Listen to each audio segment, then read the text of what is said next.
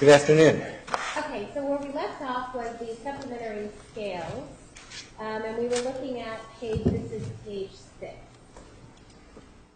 You just started to tell us about how their anxiety, this is anxiety, right? Correct. How that's elevated to above clinical. Is that right? Yes. Okay. And on page 6, what else do you see in here that would be important? Well, again, there's two things you look at. First, what are the clinical elevations?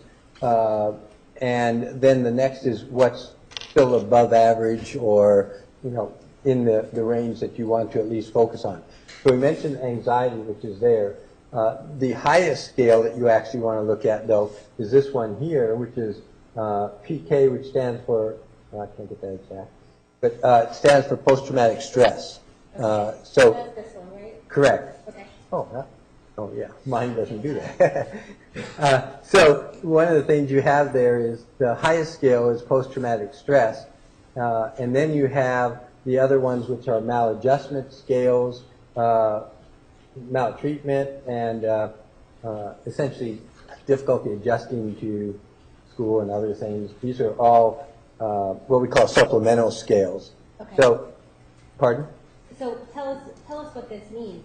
Well, this one is actually a marital distress, or partner distress or something like that, relationship distress. So that's really elevated.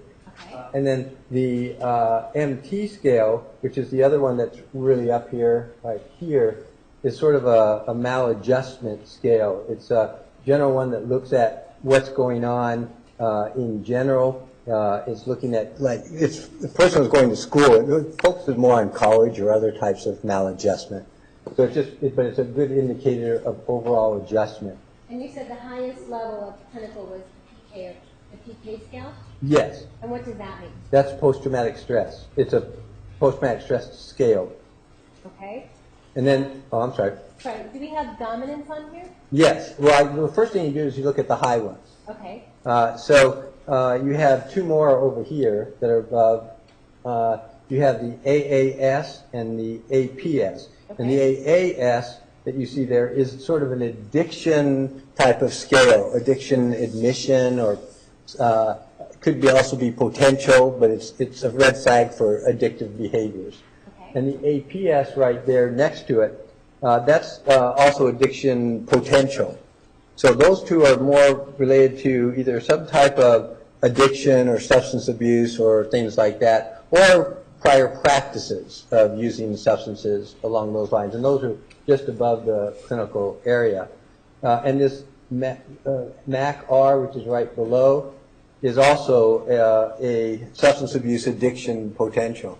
So when you have three scales like that, that means you need to rule out a substance abuse disorder, or at least look, is there a past history of using any substances, or does the person have what's called like an addiction or addictive personality, which doesn't necessarily have to be substances. It could be gambling, it could be other things, but it's looking at addiction behaviors. And Dr. Hudson, you said rule out. Is that something that's commonly used in psychology talk? Yes, I'm sorry. What does rule out mean? Rule out, a test like this is giving you essentially what we call working hypothesis. And these are scales that's not specifically designed to diagnose. In other words, this is not a test to diagnose substance abuse disorders. It's not a test specifically to diagnose trauma. It's not a test to specifically diagnose personality disorders. But it could, by the combination of scales, tell you, hey, there's some flags here. Perhaps you need to do something more specifically to rule out, meaning eliminate that as a diagnosis, or rule it in, meaning, oh, that is an issue to deal with. So that's how you use it. That's why in general practice, you don't choose one test like this to make a diagnosis, because this gives you hypotheses to look for, and so you want more tests, more data points. Somebody who just does this and comes back and says, well, this person is psychotic or schizophrenic or whatever, is likely not really doing accepted standards of practice. Okay. All right, so what else do you see on the supplementary scales? Okay, so then you look also at the bottom, which we talked about earlier. Either extreme is not really good. And so you want to look at what they are. So here we have scales down at the low end, almost completely at the bottom of the scale. Keep in mind, again, average is usually between about 40 and 60. So you can see, I go above, about 10 points, go below about 10. That whole range is about average. So when you get in here, anywhere in this area, you don't want to go ballistic over. You want to just note. So see, like all these are within the average range. But this is way below. So then you look at what they are. So what are these? Okay, so ES is ego strength. So that's showing that this person has very low ego strength, meaning like their self-esteem, their self-concept is really low. They don't feel good about themselves at all. And we're not just in the low range, we're in the extremely low range. And this is where you start putting together hypotheses, because if you remember back on before lunch, and we were showing some of the other scales, you might remember that one of the ones that was elevated was low self-esteem. So this is how you sort of start putting this together, is what are the patterns that you see that sort of match. So just to remind you, so anxiety showed up before, it's now showing up again, so that's a pattern. Low ego strength or low self-esteem. This one is dominance. Is this a person who tends to be dominant, aggressive, assertive? And this is showing that no, if anything, it's just the opposite. This would be somebody much more submissive in general, somebody who would try to please others as opposed to being the one who takes the lead. And then this one is sort of social responsibility. You do a lot better job than I do. And that one is just, are they tuned in to what's going on around them, or is that a major area of their life? It's not a crucial issue right now. It's just another scale that we want to just keep in mind. So that's starting to give you a flavor of the person. So we've had, a couple of these different sets of scales that we're starting to put together, which is the way you would use the MMPI. Okay. And what is this scale right here, HO? Oh, that's hostility. This is below average, but it's within the average range.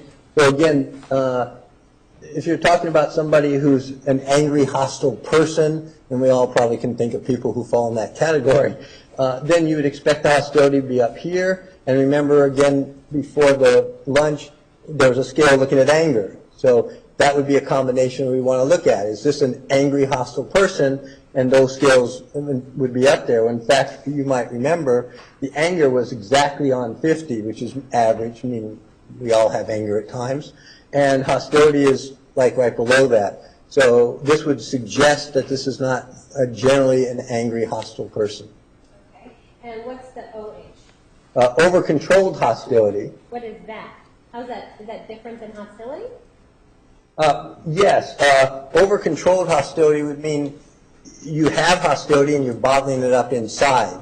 So whereas this one you might express a little bit more overtly. You get angry and you act it out or something. Which one is The hostility. Hostility. In other words, people might say, well, God, that's an angry, hostile person. Okay. Over-controlled means it may not come out. You're putting a lot of energy into keeping it inside. So it may explode at some time or another, but it's not your general pattern. It's essentially being kept inside. Okay. And you're spending energy, psychological energy, mental energy, to keep it inside, because you're afraid to let it out. All right. And you said this would be just below normal, but in the average range? Right. Okay. All right. Anything else about these particular scales? No, not really. Okay. Let's take a look at lifetime. Okay. So these are, again, and you're getting a picture now of how many scales you get from this instrument, which is why it's so well used and part of normal psychological practice. So these are additional supplemental scales, and actually breaking down some things into more components. So this is aggressiveness, This is psychoticism, which again is a little bit like bizarre thinking or bizarre thoughts or bizarre feelings. And then you have over here negative emotionality. In other words, people who just have a negative personality. And the last one is sort of introversion. So again, we're trying to put the pattern together. So this is telling us the highest scale is introversion, meaning this is a generally introverted person as a personality. Now, all of us know people who might, and yourself, might be introverted, like you're not real comfortable, but that doesn't mean we always act the way we are. So sometimes we compensate. So go to a party and you act real social, but if you really had your choice, you may not want to be at that party. You might want to be home watching TV. So it's a difference between a personality and how you act. This is saying that the person is introverted, and now again, you go back to that first page before lunch, and there was a social introversion scale, which was there, which is showing that this person, has some introversion quality. And so that's, just another part of the picture. And the other thing you look at is we're still getting this bizarre thinking, bizarre thoughts. We need to know more what that is. Are we talking about somebody who literally is psychotic and they have no contact with reality? Or are you talking to somebody who has maybe some weird dreams or flashbacks or things like that, unusual experiences? So we don't know it from this. This is just telling us we want to look at that. And then this scale here, now we're back on the low side. So you see we're below 40 there. That's aggressiveness. That's looking at, again, is this an aggressive person? Somebody that is really assertive and they have to get their needs met and they're going to do whatever it takes to be that way. They can get angry, hostile, get in fights, whatever it is. So again, as you start putting the picture together just from this one instrument, we have now basically 3 or 4 scales that are saying this is not generally an angry, hostile, aggressive person. That's all consistent. We're also getting a few scales that say there's some unusual thought processes or experiences that they're having. And we have a few scales that are saying now that self-esteem is a real issue. They might not be comfortable with other people, or at least in crowds of other people. You never know what it means. But as a personality, that's another thing. It's just sort of starting to come together. Okay. And does that pretty much encompass discussion about the MMPI as far as the scales? Yeah, pretty much. I mean, there's more scales too that actually break it down more to try to narrow it down. And it doesn't have graphs, but it has a whole printout. I didn't remember if there's anything on that last page off the top of my head that was significant or elevated. You may. Oh. So you can tell, we can take a look through it. Is there something else in there that's interesting to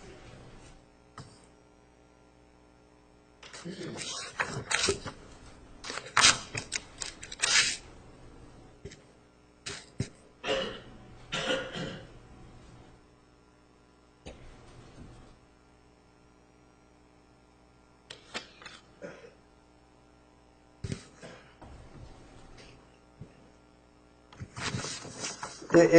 It's worth looking at. Okay. You may. Yes. All right, so let's take a look at page 8 then. And these are the additional scales that you're telling us about. And can you just describe for us, when we look at these additional scales, what are they? All right, so, I'm sorry. Generally speaking, what are they? These are breaking down. Way back at the beginning, we had what we called those clinical scales. There were like 9, depression, psychopathic deviant, schizophrenia, things like that. And you might remember that she had a lot of them up high. So this page starts breaking these down into subscales to see, can we get any more focus, is the idea. So keeping in mind, you start getting above 65, then you're talking about red flags. So now this is depression, and it's breaking it down, and you can see here virtually all these are elevated, and brooding about it, subjective depression. In other words, remember I talked about demoralization? This is a person who is just overall really severely depressed. It's not affecting her functioning quite as much, so that others might or might not notice it, but it's pervasively inside her.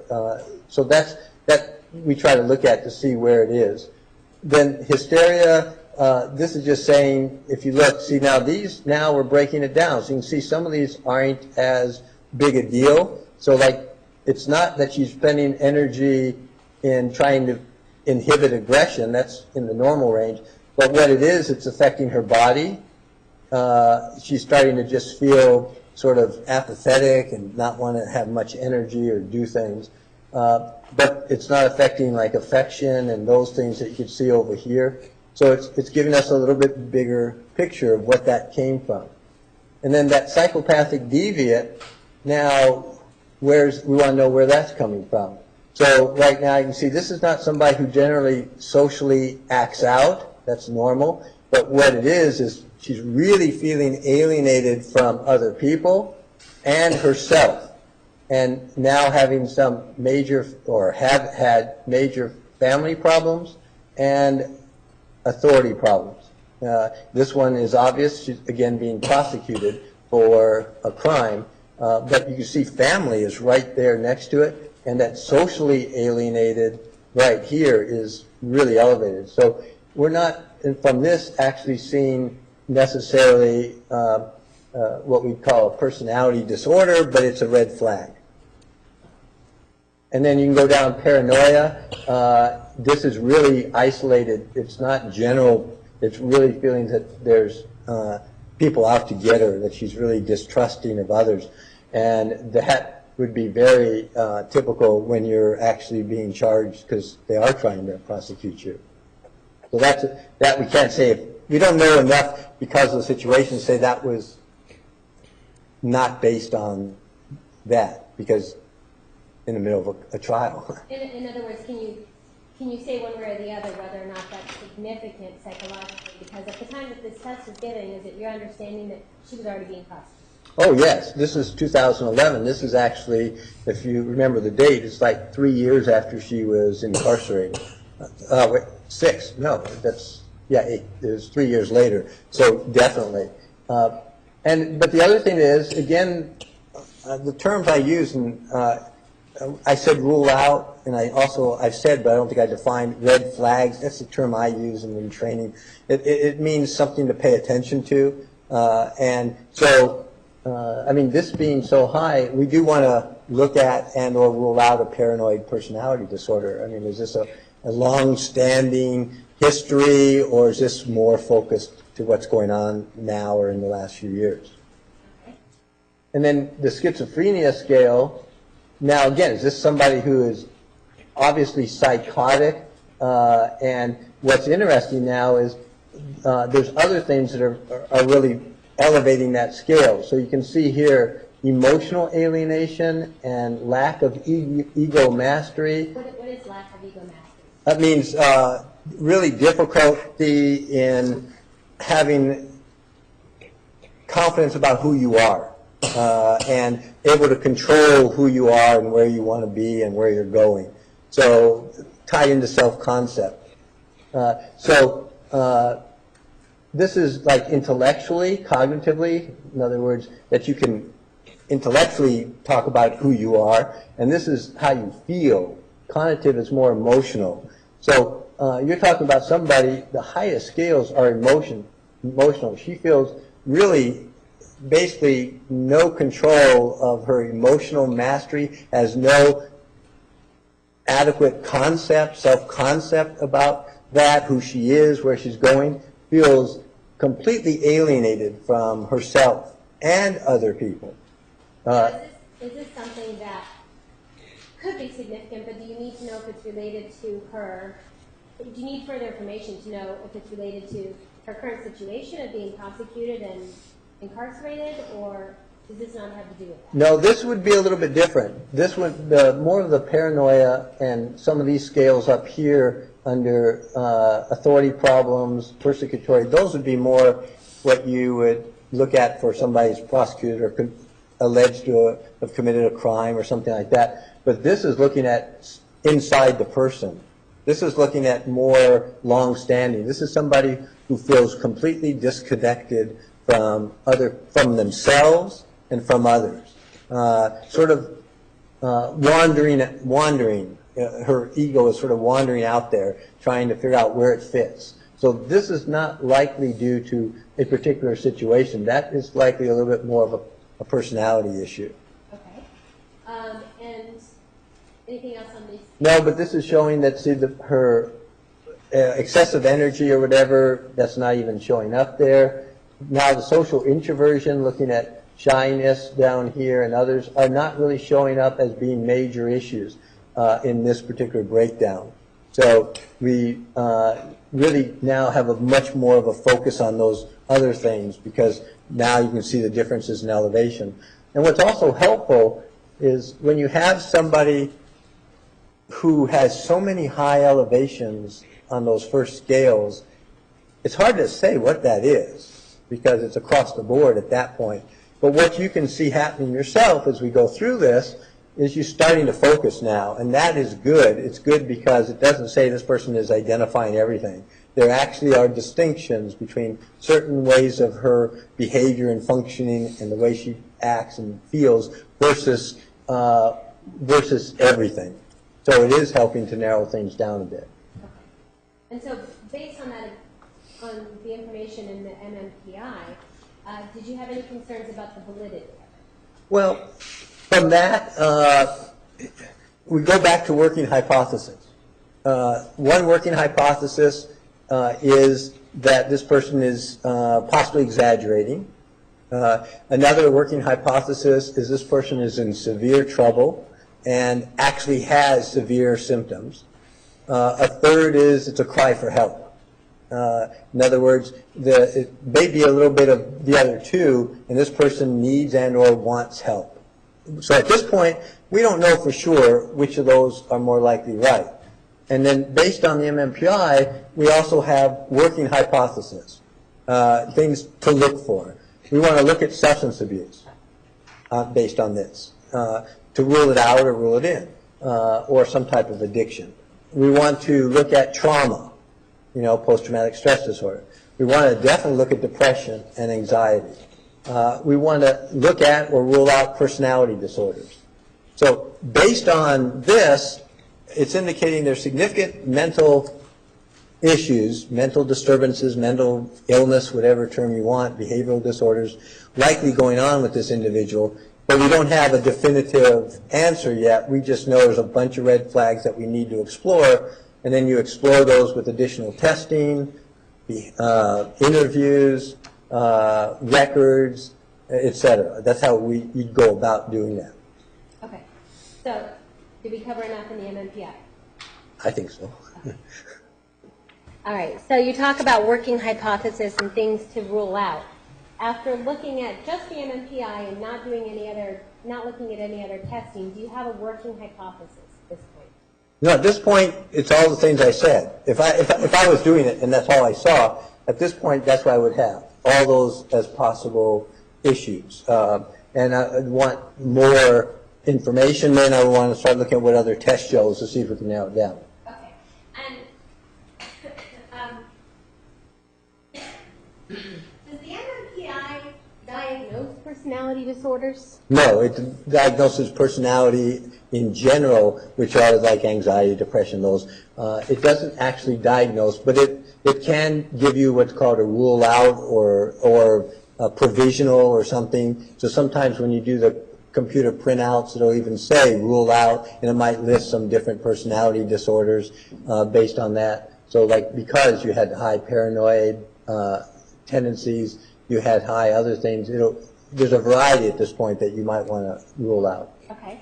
And can it diagnose trauma?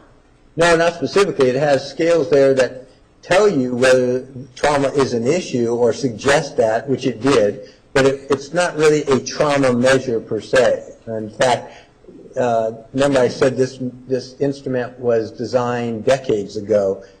We really didn't have a handle on trauma way back then. It's only been in recent years and decades that we've really come to much better understand post-traumatic stress disorder and things like that, and have measures that look specifically toward that. And does the same go for domestic violence? Can this test at all diagnose domestic violence? No, well, it shouldn't. Maybe that's a better way of saying it. Somebody should not say, based on this, that somebody is a victim of domestic violence or is an offender of domestic violence. It can give you some red flags, but it's looking indirectly. So if you know about like some of the characteristics of what you would assume a domestic violence victim or offender, you could look at these and say, well, does this help us? So we would expect a domestic violence offender, for example, to be more aggressive, more hostile, more dominant, things like that. Might have, almost too much ego strength, what we'd call narcissistic. And we might expect a victim to be more submissive, not have good self-esteem, more dependent. So you can, again, raise things to rule in or rule out, but it wouldn't really be appropriate to make a conclusion just on the one test. Okay. And so, did you review some of the other testing that was done? Yes. Who's going to coach? You may. Can you look at the mark that you said? Do you recognize that? Yes. Can you tell us what it is? Oh, I'm sorry. It is the profile for the Milan Clinical Multi-Axial Inventory. That's the official word. The MCMI, and it's the third version or third edition. Okay.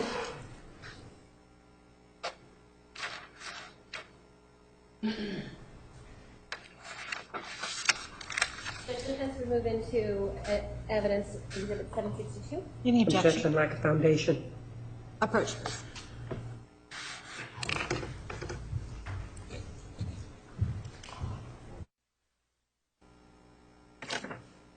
And the MCMI, is this one of the tests?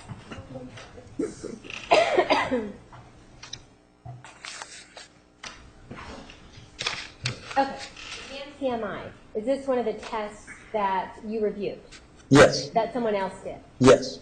And did your office rescore this one? I know you rescored the MMPI, is that correct? Yes. Or did you not rescore this one? I'm sort of thinking that we did not, because that profile looks like it was already scored with the computer program, so I don't think we redid that one. Okay. And this particular test, you saw a date on it, that date of report was December 28th of 2009? Yes. And it's your understanding that this test was given to Ms. Arias? Yes. And is this an objective test or a projective test? Objective. So tell us what that means again? It means that it's essentially a paper and pencil test that the person fills out, answers to the questions, and then it has validity scales as well as other scales. So it's a shorter test. It's not the 300 or 500 questions. It's much shorter, briefer, and it's designed differently. This is actually a test designed to try to look at and or diagnose personality disorders. So it's different from the MMPI, for example. And the Honor Defense is at this time Exhibit 762. Objection, lack of foundation. Who administered the test? Not relevant. Overruled. So, all right. So let's take a look at this testing. So you were just telling us that this is different, Yes. right, than the MMPI. And so when we talked earlier about the MMPI and the norms and how the MMPI testing had been given to all of these different people to get kind of normal responses, are the people that, when the MCMI was created, are the people that were given this test, are they different than the people that were given the MMPI? Way back when they were first starting the test. Yes and no. Okay, tell us. In every test that you try to validate, in other words, make sure it's accurate, giving you information that's meaningful, you're going to have what we call a normal population, people without specific mental health issues or behavioral problems. People are not necessarily in treatment or in hospitals or things like that. It's what we call the norms group. So all tests will actually pretty much have at least a norms group.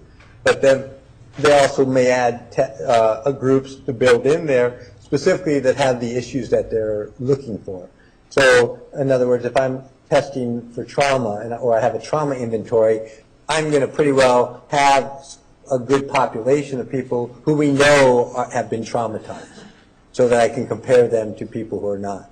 So with the personality inventory that we showed you, were people in the groups that were, quote, normal, or college students, and people who were in psychiatric hospitals, so that definitely had psychiatric problems. So this one will have a norms group again, but it's now looking at people who have been diagnosed also with a personality disorder. So, they would, when they do the original testing, they would get from clinicians or hospitals, people that have actually been diagnosed and worked with, they know they have like a paranoid personality disorder or something, so they could compare. And so those people who have been diagnosed, those people then would be taking this test, so that the people creating the test can then decide and compare the people who we know are diagnosed versus the people we don't. Yeah, and I'm really simplifying this because this is actually a very complex statistical analysis that they do, because they will weed out questions that don't provide good information. If I have 3 questions and they all give me the same thing, then I'll eliminate 2. I mean, so it's a very complex process. That's why it takes years often to validate a standardized test, because lots of very specific research has to be done, lots of statistical things that I wouldn't even try to begin to deal with anymore anyway. And so that all goes into, by the time you get this out and usable. Okay, so back to this particular test then, the MCMI.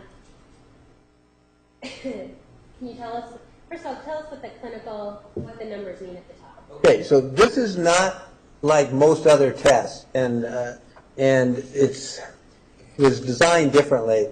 And at one point when I was actually teaching this, I would probably be able to tell you why. I've sort of forgotten that, but it's called base rate. You can see at the top. This is not a standardized T-score. And if you remember all the scores I was pointing out on the MMPI, in case you happen to notice, it would say T, which means it's a statistical average of 50 is average, 65 is clinical, and everything goes up proportionally. Base rates don't quite work like that. And that's why you can see here's 60, and then 75, and then it jumps to 85. And so now it's a whole different ballgame. So anything in this area here, like 75 below, is really still in a normal range, as hard as it is to believe. It's not a real major issue. When you start getting up here, you start paying attention. When you get up here, you're really paying attention. So it's a different way. And again, at some point, I should and could have told you exactly why they decided on base rates. But when they first developed this way back, that's what they went to, was using a whole different system. Because this was developed, again, a long time ago. We're in, as you saw, the 3rd version now. Okay. So what can you tell us about the results on this? So again, these 3 scales here are basically the validity scales. So it's whether the person is likely giving you consistent answers. Are they trying to give you favorable or unfavorable? This says desirability. That's what it means. Means that this person, I'm sorry. Yes, oh, I'm sorry, I was going there, but yes. We see 67, so yeah, that would go there. So that actually means if somebody's trying to answer in a socially desirable way, means they're trying to look good. They're trying to look at like somebody that you would want to be with, or that's a positive outlook. So if anything, if you're going to think of it in English definitions, somebody who's trying to fake good. That would be more, answering in desirable ways. The debasement scale is the opposite. It's somebody who's trying to look bad, who is trying to malinger or give you lots of symptoms. Did that? Yeah, so the debasement scale is somebody who is trying to act like they have a personality disorder. Or some kind of problem. Something wrong. Yes, yeah. Okay. And the desirability scale then would be the opposite of that. Correct. Somebody who wants to try and look like there's nothing wrong. Correct. Okay. And are either one of these clinical? no, and that's the other thing, is that this is actually in the, even though it looks like this is up there, and if you were giving an MMPI, you would say, whoa, this is at 67, but in this scale, that's normal. So this is actually saying it's a little bit on the higher side of trying to look good, but it definitely isn't invalid. In fact, if you do a computer printout, it'll say valid, and it'll say things, the validity scales are in the normal range. Okay. And So do we have, out of the rest of the testing, is there anything in here that shows up as clinical?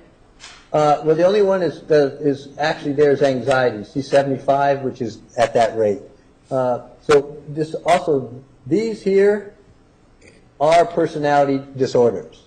In other words, paranoid personality, borderline, masochistic, sadistic, antisocial, dependent, avoidant. So these are what, in our field, are classified in our diagnostic criteria as a personality disorder.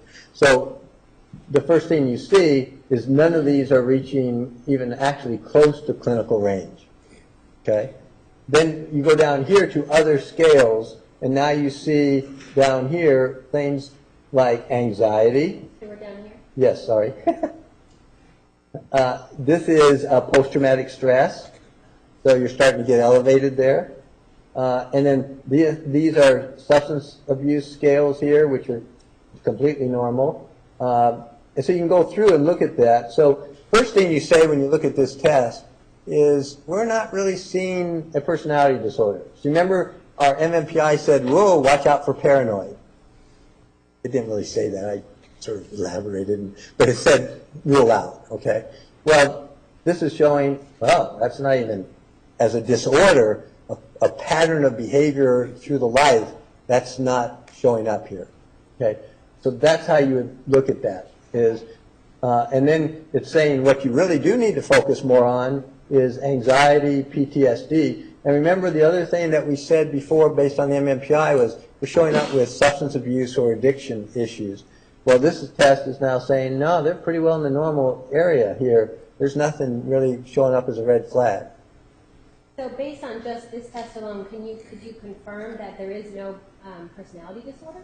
Well, again, you don't want to use one test to do anything. You would say, well, you should say that based on this, it is not indicating that there's a personality disorder in this client, but there are red flags in dealing with anxiety and depression. Now remember, this test has no idea about anything else. It's purely scored by computers on its own.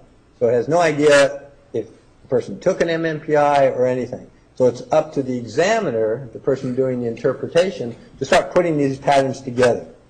And so we're starting to look at, well, what's consistent between the two, just two tests, and that's so far, that's all you've seen. And the only thing that's consistent at this point is anxiety and PTSD, So looking at it completely different ways. So based on those consistencies, are you going to want to look further? Yeah, well, you should. Okay. Anything about this test? No. Anything else, I think you mean? Yes. Yes. No. Okay. All right. Some other tests that you reviewed. Did you review something called the TSI? Yes. And what is a TSI?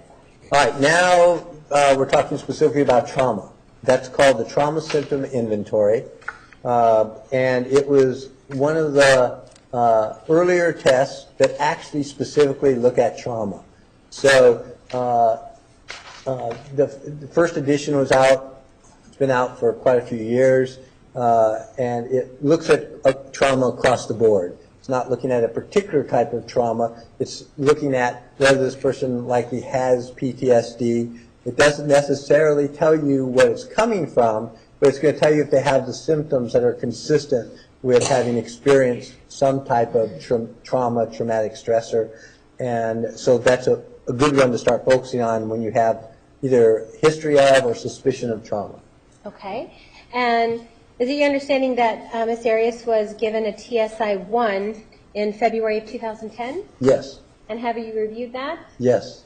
And was she again given another TSI-1 in August of 2011? Yes. And have you reviewed that? Yes. All right, let's start first with the February 3rd of 2010. May I, Coach Stitch? You may. Show you what's marked in Exhibit 763. Is that the TSI-1 from 2010? Yes, it is. Okay, and it looks like there's more scales and graphs. Why are there graphs? What is this? Oh, it's, I'm sorry, I didn't quite understand what you're asking me. It is the profile of that, similar to what we just did. Okay. Each test has sometimes its own profile of what you get. This is a, and I guess I never was clear, all these tests can be scored by hand. In other words, you can have templates and add and do all that. But almost all of them now can be done by computers, where you take the answers and you put them into computers, and it does the work for you, which just saves a lot of time. So, but they have their own printouts. And so this particular one is the printout you get with the trauma symptom inventory when you run it on the computer. All right, defense moves into evidence 763. Objection.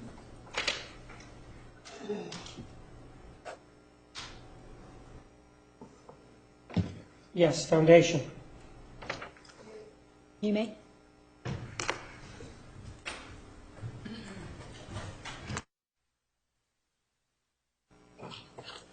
And doctor, this particular test given in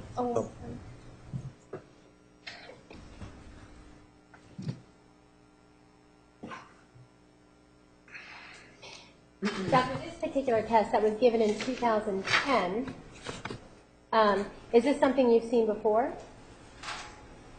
Yes. And did it come along with a report? Have you reviewed a report? Yes. And this was done by another professional, is that right?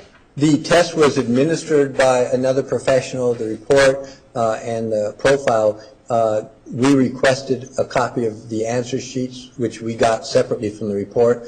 I believe the reports were given to us by you or somebody, whereas the answer sheets were sent to us directly by Dr. Karp.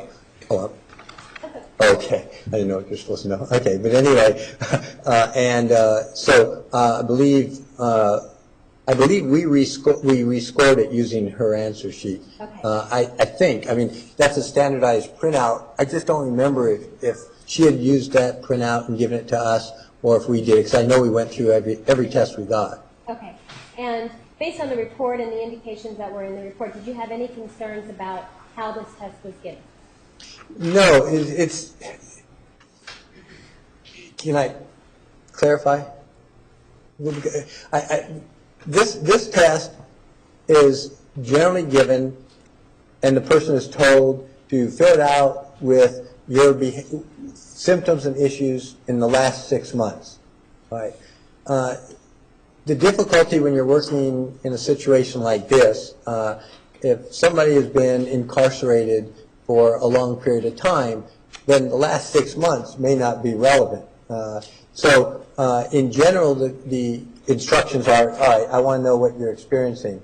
But in this case, in general, it has been used to both be this and also retroactively, which is not exactly the way the norms were developed, but it's to give you at least a picture of what we think was going on at different time periods. What do you mean give it retroactively?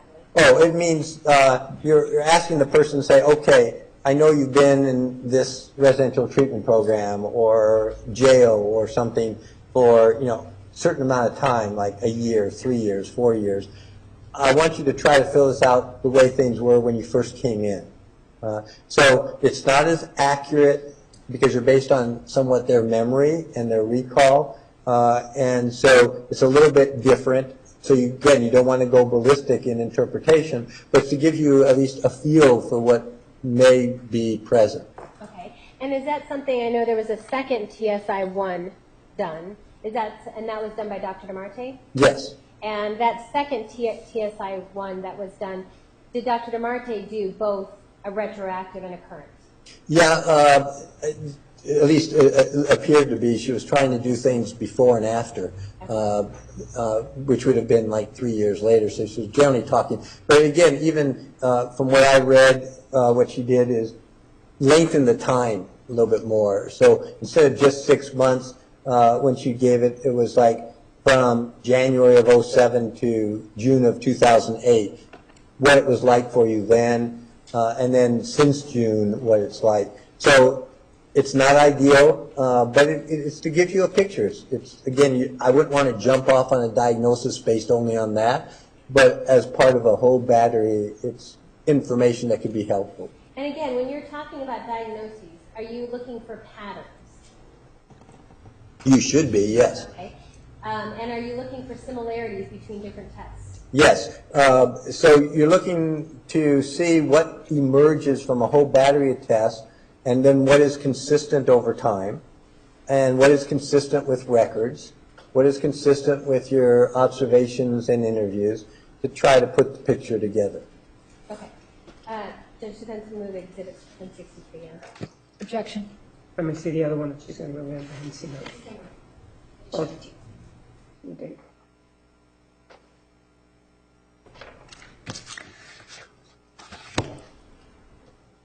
No objection. 763 is admitted, and I did not state on the record that 762 is also admitted. Okay. All right, so we're looking at, these are the scales for TSI. This is the first TSI that was given, correct? Yes. Okay. Get rid of that. All right, so we see the date. So we see that it was given February 3rd of 2010. Yes. And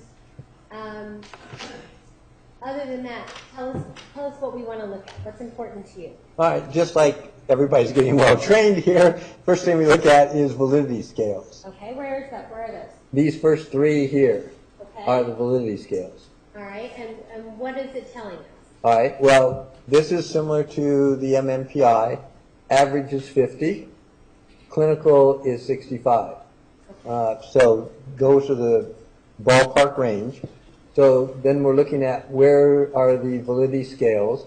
The numbers, by the way, are just the raw scores, so you don't have to really worry about that. The numbers contained in the circles? Yes. Okay. So it's just reproducing it.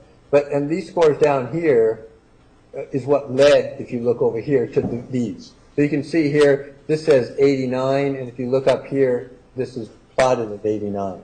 Okay. Okay, so again, the validity scales, first thing is, this is asking, is this woman, or this person actually, we can see it's a woman, having unusual responses. They tending to, answer in ways that are not really typical of somebody who's taking this test. Are the answers more or less response style, is it like overly positive or overly negative? Are they inconsistent? Things like that. And so you're seeing, first of all, that all three of these are really in the normal range. So it's saying that as far as the test is concerned, the person filling this out is answering in a open, honest way. Now, again, we're all dealing with probabilities, but that's what this is showing. Not somebody who's supposedly either exaggerating or hiding at this point.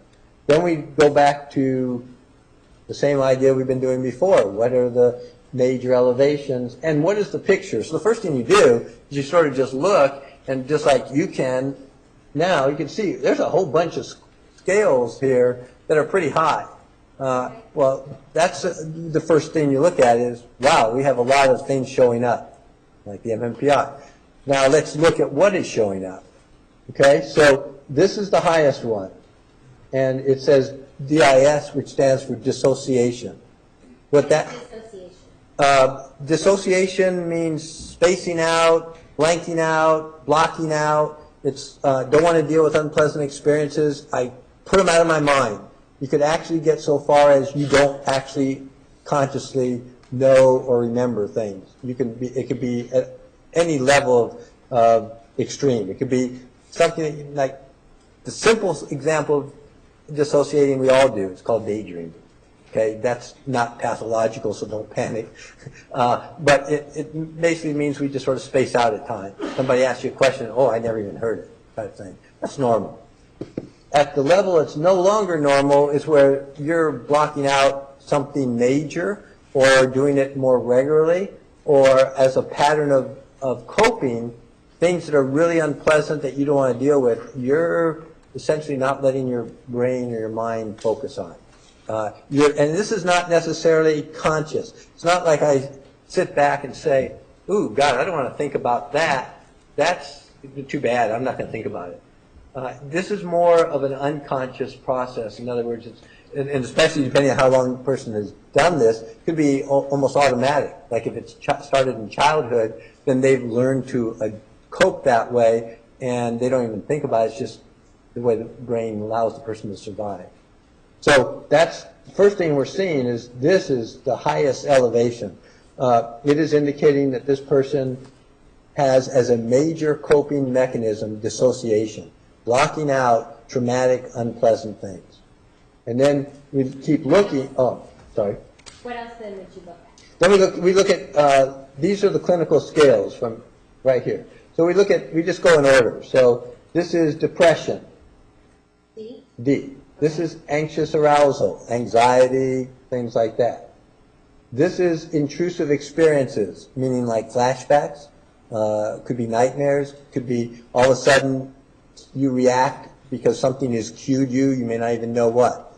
And I'm being hypothetical, I'm not saying it happened in this case, I'm just saying intrusive experiences are what we really learned from Vietnam, where people came back and there were stories where, all of a sudden they thought they were back in combat and reacted accordingly. That's what started all this real serious efforts on looking at PTSD and intrusive experiences is we didn't have a good understanding. It's not like all of a sudden in the 70s and 80s we determined there was this thing. I mean, it's happened in wars, but we never identified it. But Vietnam opened up the mental health field, because people were literally coming back and they could be shooting people in a mall thinking they were back in Vietnam. So it was basically flashbacks. Could be nightmares, could be others, could be even not knowing. Literally, somebody who has a severe trauma, if there was a song playing at the time on the radio, and now you're driving in. I'm sorry, a song playing at the time that the trauma occurred. And then you're driving down the road and all of a sudden, oh God, I got this feeling in this pit of my stomach. You may not even realize why. Your body is reacting. So those are things that intrusive experiences could be setting off. And then if you keep staying up here, this is DA, is defensive avoidance, meaning you're really trying to avoid thinking about this.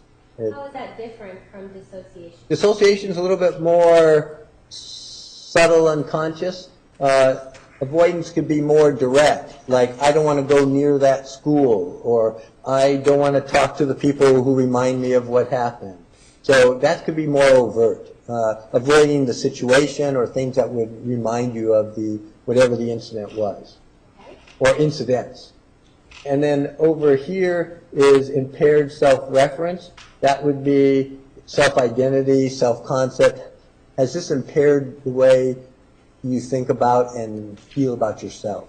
Is it? So, I'm sorry, is it related to the trauma? So has the trauma impaired the way you Right. think about yourself? Yeah, all this would be related to trauma, some sort. So, related to what trauma has caused for this person. Is that what you mean? Yes. Okay, so impaired self-reference? Yes. Okay. So, and that's clinical, right? Yes. Okay. And so, again, this was done looking at back in 2010 or so, and some of the things that had been occurring prior when the, in general, the way I think it was asked is, what are the issues, fill out this questionnaire. So it's also dealing a little bit with what's going on while incarcerated, but again, we're doing retroactive a little bit more. So this doesn't tell you exactly, but it is showing you that this person has a lot of traumatic symptoms that are pretty significant. And then you look over here. The third section? Yeah. These are what are called summary scales. What are summary scales? It takes this and puts it together into combined categories. So this is overall trauma. It's basically saying, does this person seem to be suffering from post-traumatic stress disorder? And you can see that's significantly elevated. This one is, has it completely impaired her way she views herself? Well, it's elevated but not as high as the others. And this one here is what's called dysphoria. Has it affected their mood, their outlook, things like that? And the answer is yes. Okay. All right. And so, and this was something from 2010 you told us. Correct. We're talking right now specifically about a test that's given specifically for trauma, right? So is this, so far we've talked about the MMPI, the MCMI, those are personality related, Yes. right? Yes. So is this one of the first tests now that you're reviewing that talks specifically about just trauma? Yes. Now, again, I need to clarify because it's not like trauma exists all separate from everything else. So that's why, again, you could see depression, anxiety. I mean, those are things that are also going to be tied up with trauma. So there's always going to be some overlap. We're very complex beings, and so there is overlap. But it's more really focusing more on trauma and whether these things like depression and anxiety may be resulting symptoms from various one or more traumas. And Dr. Geffner, you told us quite a bit this morning about your experience starting in Texas and all the different things that you've been involved with and trainings. What about trauma? Do you have, is that something that you focus on at all in your practice? Yes, in a whole variety of ways. Okay, tell us how you do that. Well, the clinics I told you about in Texas, well, we started evaluating trauma back in the 80s. In fact, the psychologist who created this test, his name is John Briere. He's at the University of Southern California.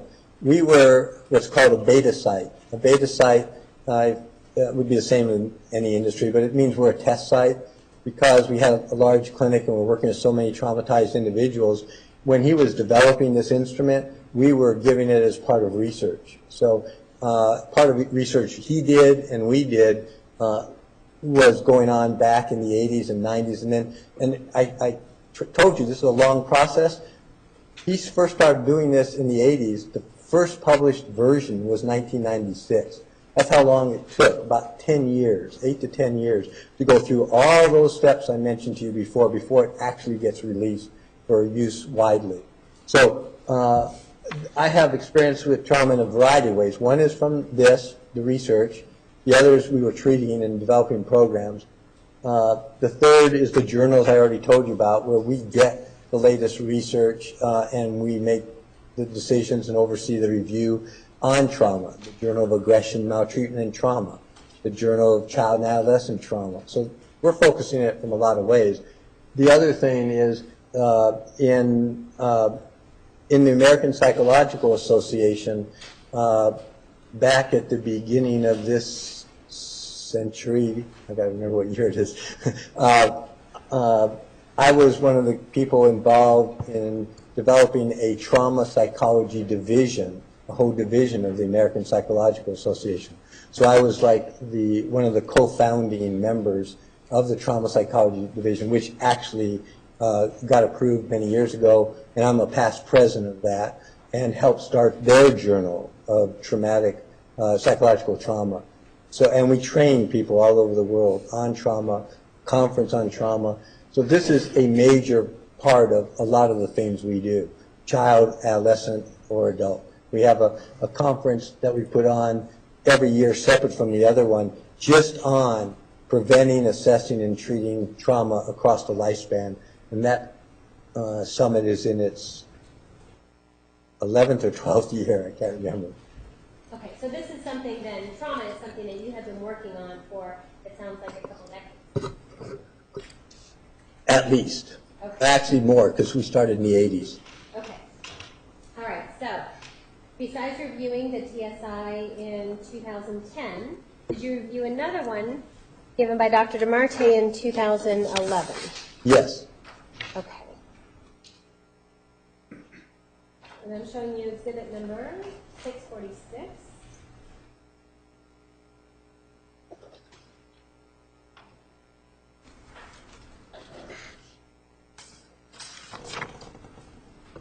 All right, so we can look at the same scales.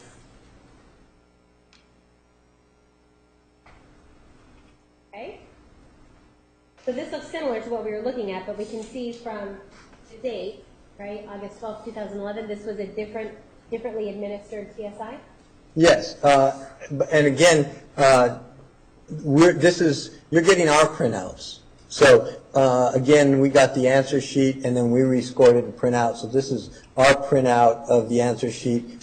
She actually scored it by hand, whereas we did it by computer again. Okay, so you took Dr. DeMarte, the answers that Ms. Arias gave to Dr. DeMarte, and you computer scored it? Yes, that would be correct. All right. And so what are we seeing in this? No, so we're talking about August 12th of 2011. The first one that we looked at was February 3rd of 2010. Yes. Okay. So we're a little of almost 18 months later, right? Correct. Oh, actually, 18 months later. Yes, 18 months, pretty close. Okay. And what are we seeing in this? First of all, this is the TSI-1, right? Yes. And what are we seeing in this TSI? Well, again, remember you asked me and I was talking about retroactive. Okay. So this particular one was asked of her to fill it out going back in the past. So the way things were, to the best of your knowledge, memory, from 2007 till 2008, prior to the death of Mr. Alexander. So it's going back retroactively. And so then knowing that, again, keep in mind that it's not the exact way these should be administered. It should be the last 6 months, but it's really trying to give us a picture of what was going on in the past. And so we do it the same way we just did before, that you guys are now getting to be an expert on. So you look at the validity scales and you see they're all within the normal range. And then and then we look at the clinicals? Yes. So now there's some changes. Changes in likely two ways. One is the time period we're asking the client to try to remember, plus we're a year and a half later. We got a combination of things, but we still are looking at what's showing up. So there is a difference now. Not that, again, if you look, you just step back and look, it's not like we've eliminated trauma. It's like we've still got a lot of scales above this line. But there's some similarities and there's some differences. So just to, Would it help, Doctor, if I put the other one up next to it? you could, let's see what that could. So exhibit 763 with it.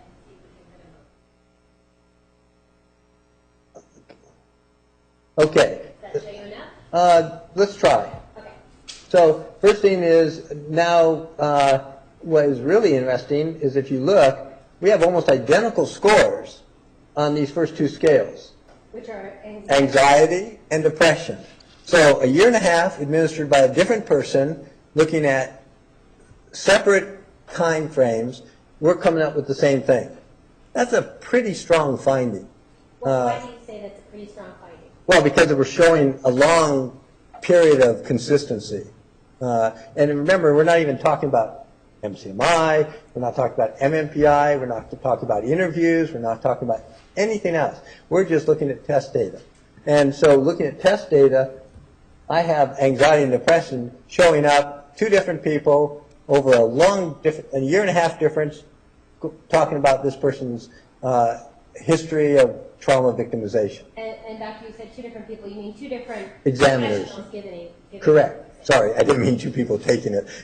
Yeah, two different examiners giving the same test. And both Miss Arias. Correct. Okay. And then now you still see dissociation here, and so it's still elevated, but not quite as elevated as here.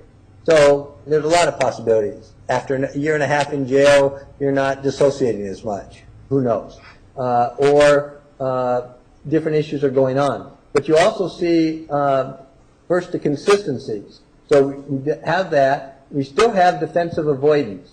This one here, and we still see it here. But we have, can you raise it just a bit so I can see the bottom of this?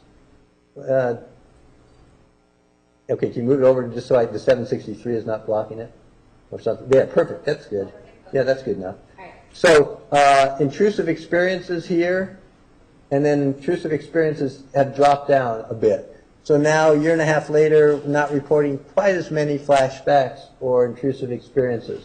I mentioned the defensive avoidance still is high. And then let's come to the other side here, defensive avoidance. You can't see it because it's right under here. So that's still elevated.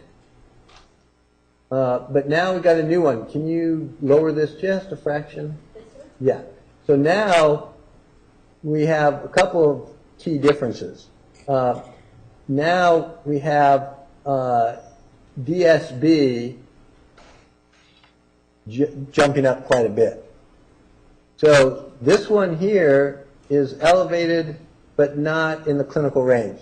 DSB stands for dysfunctional sexual behavior. It means whether the person is experiencing trauma or perceives what they did or are acting out or experience with sexual behavior as being dysfunctional. So, I'm sorry, Doctor. So that's based on what the person perceives Yeah. about themselves. correct. In other words, they're answering the questions. So back here, we're not really recognizing, we mean the client, that the sexual behaviors that she was involved in was dysfunctional. Now, a year and a half later, we're up here, and this has taken a whole new light. It's like retrospect, hindsight, now starting to see the sexual behaviors as really major dysfunction, and it's the highest scale right there. So it's, you can define it as insight, you can define it as now some of the blocking out, dissociation has sort of eased up a bit, and so some of these things are coming more into her mind and figuring out, you know, what's going on. And you see impaired self-reference is still high. In fact, it got a little higher. And now you can see the trauma is still there. But the mood has dropped a bit, so it's just at the clinical area. Looking at the summary scales now? Yes. Oh, I'm sorry. So in the summary scales, you said the trauma is still there. So we're talking about right here? Yes. So if you see here, I can't get the arrow like you do. How do you do it? Anyway, that. And then there. Yes. Okay. And then this one down here, so you can see they're still elevated. So in general, trauma is still a major factor as a PTSD. But it's different components are showing up. So now it's affecting her view of herself even more than it was here. But the difference is her mood is stabilized more. So it's going down, still elevated, but it's a little bit different. So That's this one. Her mood is stabilizing? correct. Okay. Dysphoria. It's what it's telling us is this is not a simple situation. This is reasonably complex, and we're seeing some changes over time as the person, you know, retrospectively looks back. They start realizing things over time. Their defenses start changing a bit. You know, you're in a stable, I know it sounds weird, but you're in jail, which is a stable environment. Theoretically, you're adapting, not necessarily being traumatized there. So your body and your mind is sort of adjusting and things start hitting you differently. That's sort of a simplified layperson way of trying to explain how we look at this. Does that help? Yes. Okay. So between these two tests, is there anything significant to you when you're reviewing both of these? Well, the first thing is that PTSD is obviously, from these two over different periods of time, a primary diagnostic issue to look at. So we're talking about a potential hypothesis of where you're going. Is that what you mean? Yes. Okay.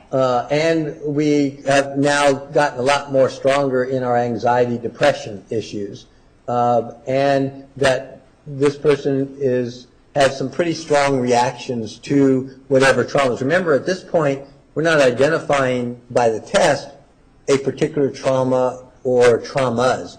It's telling us in general. That's where your interviews and other things come into play to try to figure out what actually is producing this. Okay.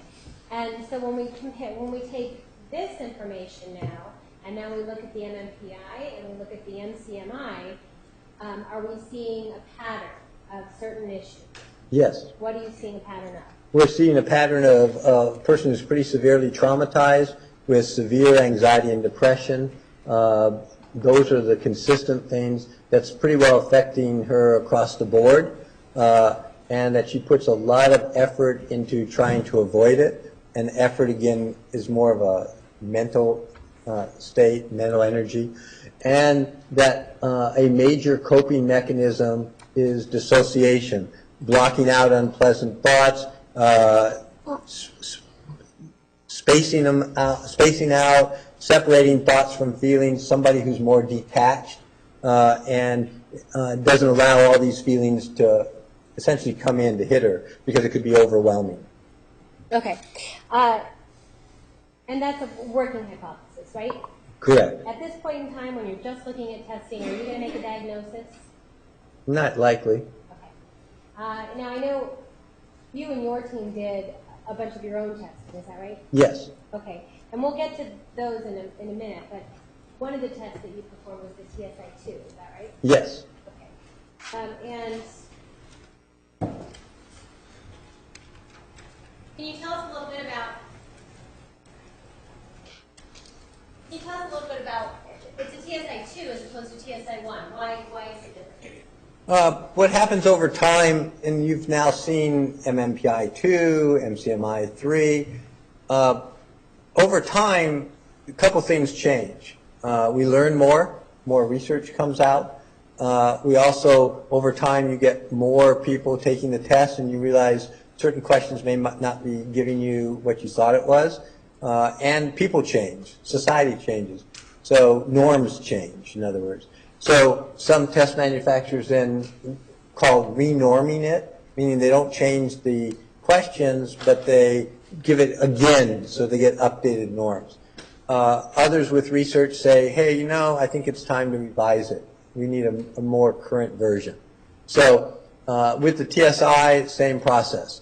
It had been out for like 10 years after the research, and a lot of researchers around the country had been using it and providing information back to Dr. Briere. And so he started another major study looking at revising it. So TSI-2 is a major revision.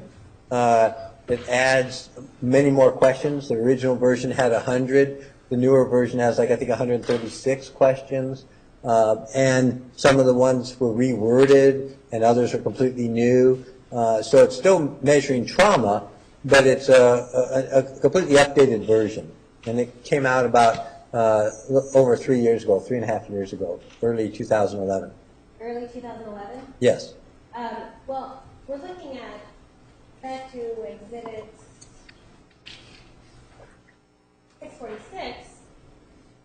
This one was given in August 2nd of 2011. August 12th? Oh, sorry. Yes, So if this one was given, was the TSI-2 already out at that time? it was. But this particular person gave the TSI-1, Correct. obvious from the testing. Yes. Okay. Did you then, you gave the TSI-2, is that correct? Yes. And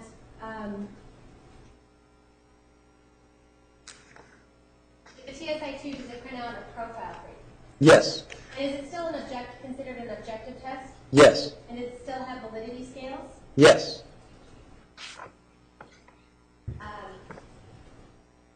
Did you may approach? You may. After I'm showing you what's been marked as Exhibit 764, is that a copy of your TSI2 profile? Yes. There's a sense of move in 764, is that it? Any objection? May I want here? No. Does may we approach? You may.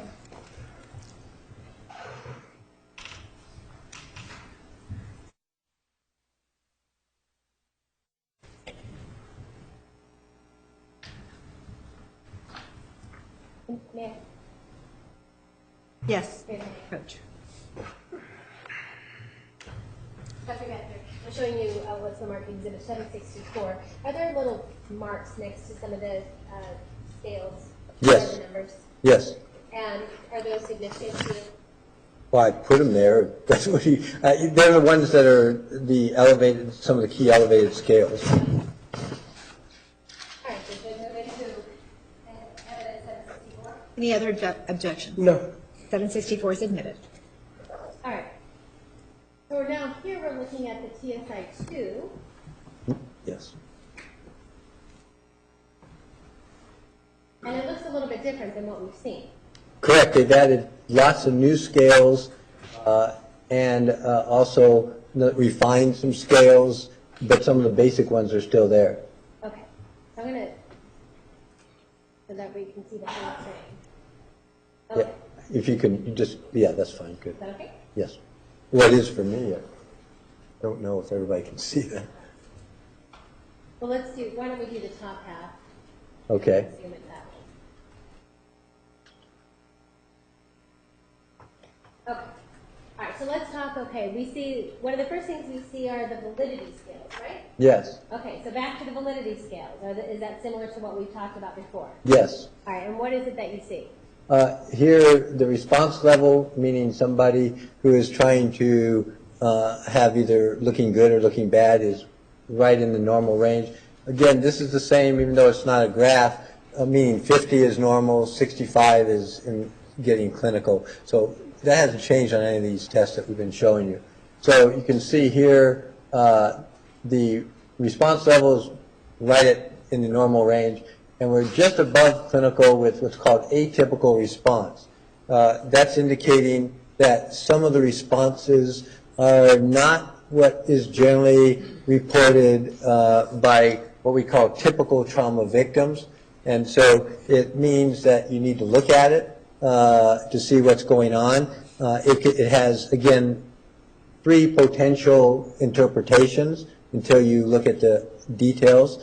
One is this person tending to a little bit overemphasize certain symptoms. That's one possibility. The second is back to what we said before. This person really does have some unusual symptoms and has experienced some significant trauma. And third is back to a cry for help. So it could mean any or all of those things. So it means we want to take a little bit better look at it. And in fact, what would normally happen is we would actually look at the items that tended to elevate it. Because one of the things you can see is we're not talking about a major elevation. In fact, to make this test invalid, this score right here that you see a 5 on would need to be about a 15 to be way off the scale. So 5 means there's something a little bit unusual there, and we'd want to perhaps look to see what it might be, which we did. All right. And before we go any further, I just want to be clear. This test was given on October 30th. No, it should have been said October 30th, but it turns out that's the day we actually ran it through the computer, and it is actually administered on October 9th. Oh, October 9th. So, yeah, so that's a typo on our part that I actually just caught, I think, Saturday or Sunday when I re-looked at it. I said, wait a minute, I wasn't there October 30th. Then I realized that's the day we scored it. It should have been the date. It automatically puts in the date you're scoring it if you don't go back and change it. And unfortunately, we forgot to change it to October 9th. Okay. And so October 9th is of 2013. Correct. Okay, so now we are 5 years away from when Ms. Arias was first arrested. Yes. Okay. And we're also 2 years away from the last time this test was, or a test was administered. Okay. It wasn't this one, but it was the other one. Okay. And you said that this atypical response, you need to look further, and you did. Yes. What is it that you found? The ones that elevated this, and it wasn't very much, it was only a few questions answering like sometimes, had to do with memories and intrusive experiences, having some unusual memories or reporting memories or things along those. That's what tended to elevate it a little bit on that scale. Okay. And after looking into it, did it cause you any concerns about the validity of this TSI-2? No, first that, as I said, in order to question validity, this would have to be almost triple that. So it doesn't question that. If you do a computer printout, it'll say it's valid. But it also tells me, based on interviews and others, that is indeed what the person has been reporting, so it's not that surprising. There are some unusual, atypical responses. If I got that on every test, I would start to worry. But remember, we've been getting pretty normal profiles. So it means on this one, there is some unusual things happening. Okay. All right. So tell us then what it is that. Yeah, let's take the afternoon recess. Ladies and gentlemen, 15 minutes, 15 minutes. Please remember the admonition. Thank you.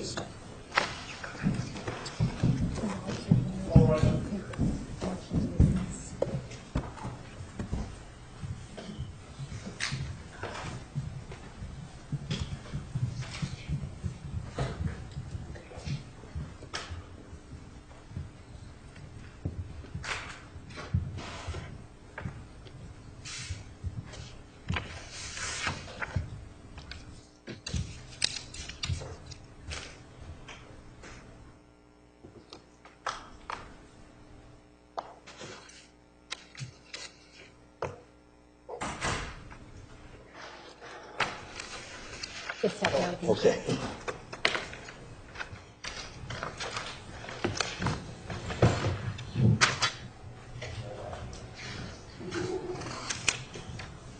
We're looking at Exhibit 764, and this is, we don't have a graph, but you were explaining that this is, it looks a little bit different, and the test is a little bit different.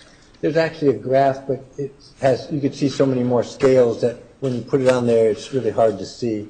So it's the same thing, same scores, same order, but it's easier to see these than it is on a graph that has lots of scales all at once.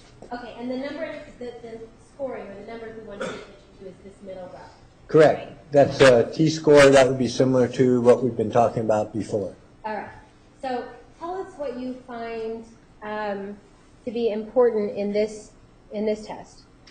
All right, so there's a couple of things. As I mentioned before, we have all these other TSIs administered by other professionals back in the past, and also trying to get her to look at the way things were in 2008.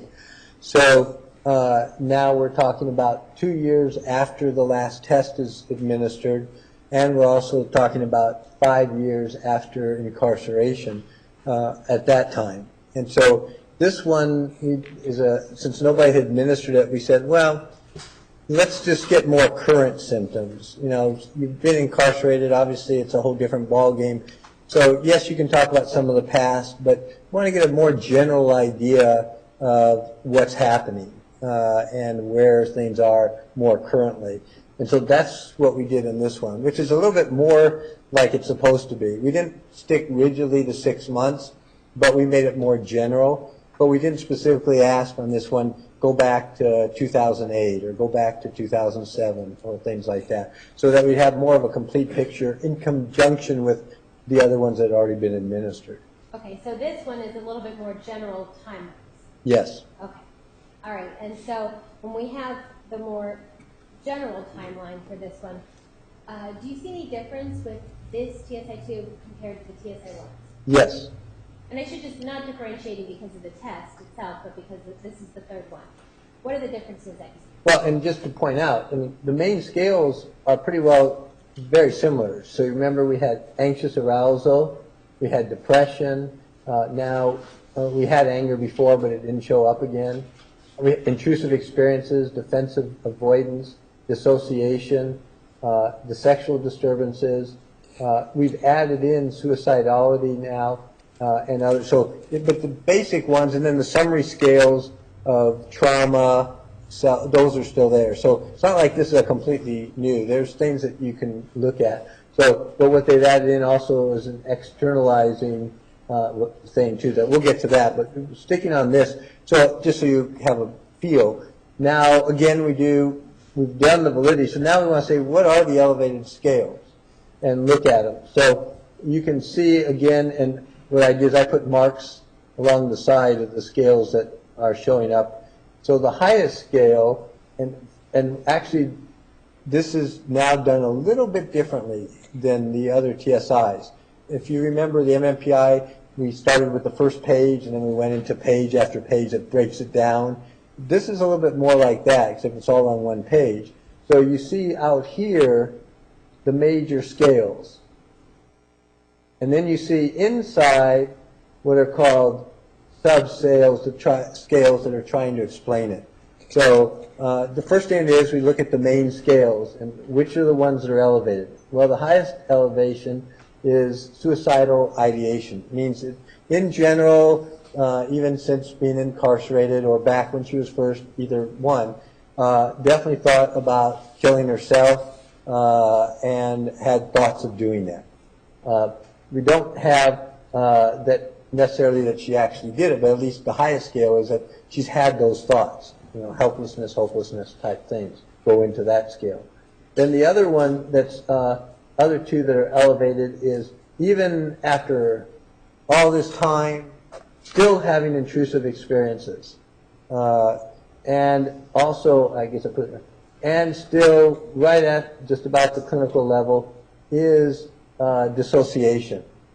So even after all this time, those are still key things. Now, a lot of the others have dropped. So she's not having to avoid anything from the standpoint of she's in jail, very rigid routine, I would assume, and structure. So not having contact with people, and this was done now a year ago. So it's before we started getting back to trial again, et cetera.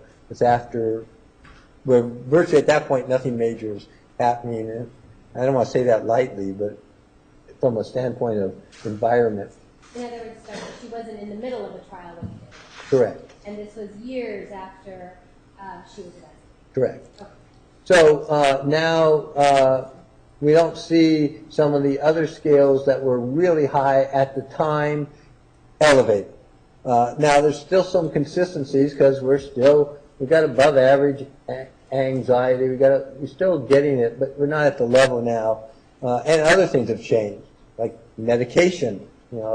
That wasn't there way back when she was talking about what was in 2007-8. Well, since then, generally on medication, and that will lower depression and anxiety. That's what it's for. So you get effects of that as well. So that's another possibility. And so you see a different pattern. You still see some of the same things, but you see it differently. But this is the first time, at least in any of the key instruments that were used, that we had hints of suicidal ideation. In fact, if you interpret the MMPI, that would be one of the things you would have ruled out was suicidal attempts or behaviors, but there wasn't a specific scale. And this is one of the newer ones that does have that in there. So it's an area that you definitely want to look at. And it's mostly thoughts, as you can see, that's the highest elevation. But you can see that, like anger and some of those things are still, they haven't increased. It's still in the same rough level. And I think, is that the bottom there, or is there not anything below that? So which one? Is that the bottom of the sheet, or is there anything? Oh, there you go. And you can see, again, nothing, tension reduction is back in normal. Some of these others, she's in a routine now. In our language, the person is basically adapted and accommodated to the environment and is not under that kind of stress.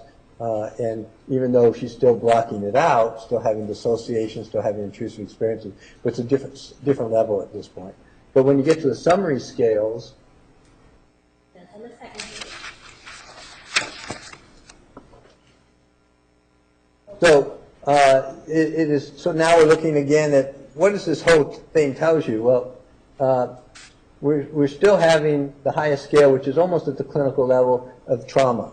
So 5 years later, incarcerated. It's not like the trauma has disappeared. It's And come. when you say trauma, it's not like the trauma disappeared. You mean in her mind? Correct. The effects, I should say traumatic symptoms. Okay. So, in other words, PTSD is still showing up as the highest summary score. And then you have a new one now, externalization, which is saying, you know, how had this person dealt with trauma before, and acting out behaviors, sexual behaviors, things like that is what is a possibility of how they, quote, de-stressed or how they dealt with this in the past. So there were behaviors that were utilized to deal with the trauma, avoidance, things like that. So this is the first time that scale has been added. Externalization, sometimes people think of it as you're externalizing your problems, like you're blaming other people. Is that what that means? No, this is actually focused on behavior. That would be something else. But the externalized behavior would be really behaviors. You know, how do you deal with the stress and trauma? Okay, and so that's something not clinical, but elevated. Yes. Okay. So we still have, when you put this together with all the others, we got significant issues of PTSD, anxiety, depression, but over a long period of time, the levels have come down. Okay, and when you take these, all three TSIs, trauma symptom inventories, and you take the MMPI and you take the MCMI, are you seeing any patterns? So far, yes then. Okay, so what are the patterns that, and are they consistently throughout these tests? Yeah, and everybody probably figured it out already. I mean, basically you have depression showing up as a major issue through all the different tests that you've seen so far and across many years. So then now the working hypothesis is that depression is a key issue, probably long-term, long-standing. That's one. The second is anxiety, showing up again pretty consistently, long period of time, likely been that way a very long time. The other thing that's showing up is dissociation, that in one way or another, either overtly, meaning directly or indirectly, person generally doesn't want to deal with unpleasant thoughts, unpleasant feelings. Either directly tries to block them out or her brain does it for her. But either way, gaps and, you know, and then so what's happening is you get intrusive experiences where at times either while sleeping with nightmares or others, these things come back, whether you want them to or not. So it's not like they've disappeared. Like even on this one, you saw intrusive experiences was elevated. So it's telling me as somebody looking at these before I even talk about interviews, observations, or records, that I got a pretty long-standing history likely of post-traumatic stress disorder, anxiety, and depression. And there's some things I still need to rule out because we haven't, based on this, ruled out suicidal ideation completely, that's not a thing we have to worry about right now. We haven't ruled out completely substance abuse issues, not from these tests anyway. And we haven't really ruled out definitively personality disorders, but we have these as more primary. And we haven't really really talked at all at this point as to what is causing the trauma. See, I mean, so far, these are just telling us the symptoms are there, but we don't know specifically at this point. You don't. I mean, well, you've been here, so you might know. But, I mean, from us looking at the test, we don't know anything really related to domestic violence. We don't know anything what specifically might have been the traumatic stressors that she's experienced. That's where you still have to deal with those. And we have to look at these other issues. So, but we have a much better working hypotheses now based on these tests by different professionals over a period of time. And actually, I mean, I could probably say it's not completely rocket science. Obviously, I'm trained, but I mean, you've all been sitting here for a few hours. I think you look at this and it starts to see patterns. That's the same thing we're doing, except we have a little bit more training, a little bit more sophistication. But I mean, you can see the scales yourself, and so that's how we go about doing it. But now we've got to put the rest of the puzzle together. Now, one of the things that you just mentioned, Dr. Geffner, is you mentioned, and you've said it a couple times today already, personality disorder. Yes. Is that something that is a psychological word? Is that something specific to your profession? Well, yes and no. I mean, you hear people say that all the time, but it definitely is. I mean, Tell us what, coming from an educated, licensed professional, what is a personality disorder? okay, so first it's a diagnostic category. Okay. What that? Okay, very good. Okay. So those of us in the mental health profession, psychologists, psychiatrists, social work, if we're making a diagnosis, there's a manual, a book, or books, but it's called the DSM, Diagnostic and Statistical Manual of Mental Disorders. It's thick, and it basically has codes and criteria for every different type of mental illness. All right, and it breaks it down into categories. So like anxiety disorders, depressive disorders, personality disorders, etc. Okay, so a personality disorder, still a mental illness, officially, because it's diagnosable, but it's looking at a pervasive pattern, and usually it can affect one or more areas. So a pattern of behavior, a pattern of responding. It's not just like, okay, today I have it, tomorrow I don't. It's not something that all of a sudden you have. It's something that's long term. It's, in the term we use, would be pervasive, meaning generally starts very young and it's a pattern throughout your life. And it can influence behaviors, attitudes, beliefs.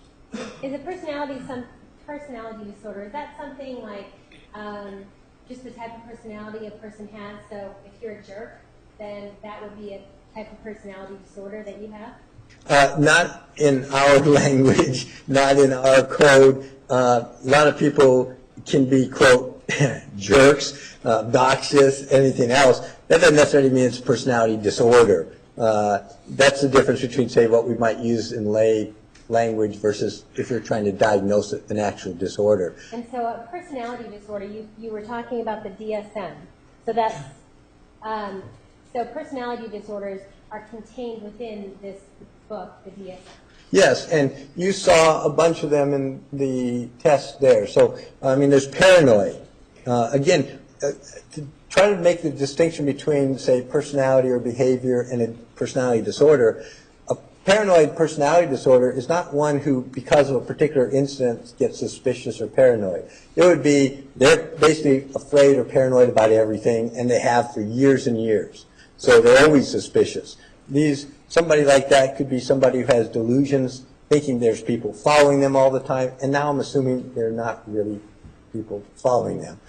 But so it could be like that conspiracy theorists. I mean, they're really, you're talking about something a lot different than somebody who gets suspicious or a particular incident or situation.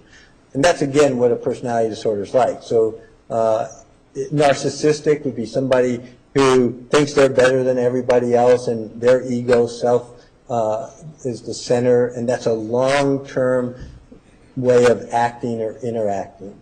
These personality disorders that you're giving us as examples, yes. Are they considered mental illnesses? Yes. Okay. So there are a whole variety. So that's what we're talking about when we say a personality disorder, which is a little bit distinct from personality. And if you want to get technical, the idea is, for the people who develop that, and like the MCMI, the notion is a personality disorder is not easily or readily changeable. I mean, that's the way the person is. And they may modify it a bit, but it's long-standing, could have come out of childhood, could have been a genetic or predisposition, could have been all sorts of things. So those examples you're giving us, personality disorders, when you say they could be genetic, could come from childhood, are those things typically out of the person's control? Well, yes. You don't usually think of personality in general as being something you can control, but the way you can change it is like therapy. That's the purpose of therapy. It's much harder to change a personality disorder because it's basically ingrained long term. But depression, okay, that's what we've been talking about as an example. So we know that some people have biochemical depression, meaning the way their brain is produces depression. So medication, certain antidepressant medications, help readjust our biochemistry so that we may not have that level of depression. Or it may, if we're way up here, it may move it down to a lower level that you could deal with. And then therapy would come in and work with that person to find out what are the causes of the depression, how can we change attitudes, beliefs, and behaviors to help them adjust, grow, be healthy psychologically. So that's how the whole package sort of fits together. So when we're diagnosing, then there are really, if you're doing it officially, specific criteria. I mean, some of the things will say you have to have these conditions, like A, B, C, D, and E. You may have to have 2 from A, almost like a Chinese restaurant menu, choose 2 from A, 2 from B, 2 from C. But it's pretty specific, saying, if you meet these criteria, then you might have a diagnosis. And when you're talking about the criteria, are these criteria located in the DSM? Correct. Okay. And this comes out of the American Psychiatric Association. It's been our diagnostic code for decades. There's another one called the ICD, International Classification of Diseases, that is produced by another group. But so those are, either way, those are the official ways we can diagnose a mental disorder that lead to treatment or whatever else we're going to do. And then they get revised based on research. So every certain number of years, there's national committees of researchers and practitioners who meet for quite some time to look at revising it based on the newest research. So what we've had for years was what was called DSM-4-TR. It meant the 4th edition text revision. And while this case was going on and for years before, but through that was our main diagnostic code that all the professionals involved in this case were working from. Now we have a publication called DSM-5 that came out probably a year and some ago that changed some of the things, and it's now officially starting to be implemented. So our office is just starting to do that now too. So, but it's still the idea that hasn't changed. There are classifications, there are criteria, some of them have changed based on research, etc. Does that help? That does. Thank you. One of the other tests that you looked at was called the Beck Depression Inventory. Yes. Beck Depression Inventory. Is Yes. that another test that you looked at? Yes. Is that something that someone else did? That's correct. And the main idea of that test is about depression, right? Yes, it's one of the standard instruments that have been used again for decades. I think it's in the 2nd revision or something like that. It's short, and it basically just asks questions that are about depression and whether you are. It doesn't have validity scales. It's pretty straightforward. And you're just looking at the level of depression that the person is discussing regarding symptoms. So it's what I call sort of a quick and dirty way of trying to screen and look at depression. But it's pretty reliable. It's been around a long time. And the one that you reviewed, that was given in February of 2010? I believe it was 2010. I think it was at the same time those others were administered. That's my recollection. Okay. And in this particular test, do you remember what the overall score was? I think it was around 46. Actually, I would have to look it up to be exact. Sorry, Doctor, I'm not talking numbers. Oh, yeah, sorry. English, the way the rest of us talk, it's about 4. Sorry. Yes, you mean the classification. Yes, okay, the classification. Okay. It was in the severe category. So you have no depression, mild, moderate, severe. And so her results on that were indicating severe depression. Okay. All right. Now, when you came into this, we talked earlier about how your role has been expanded a couple of times. So this time, did you conduct now your own testing? Yes. And how do you do that? How do you go about doing your own testing? Well, it's not mine particularly, it's the ones we administered.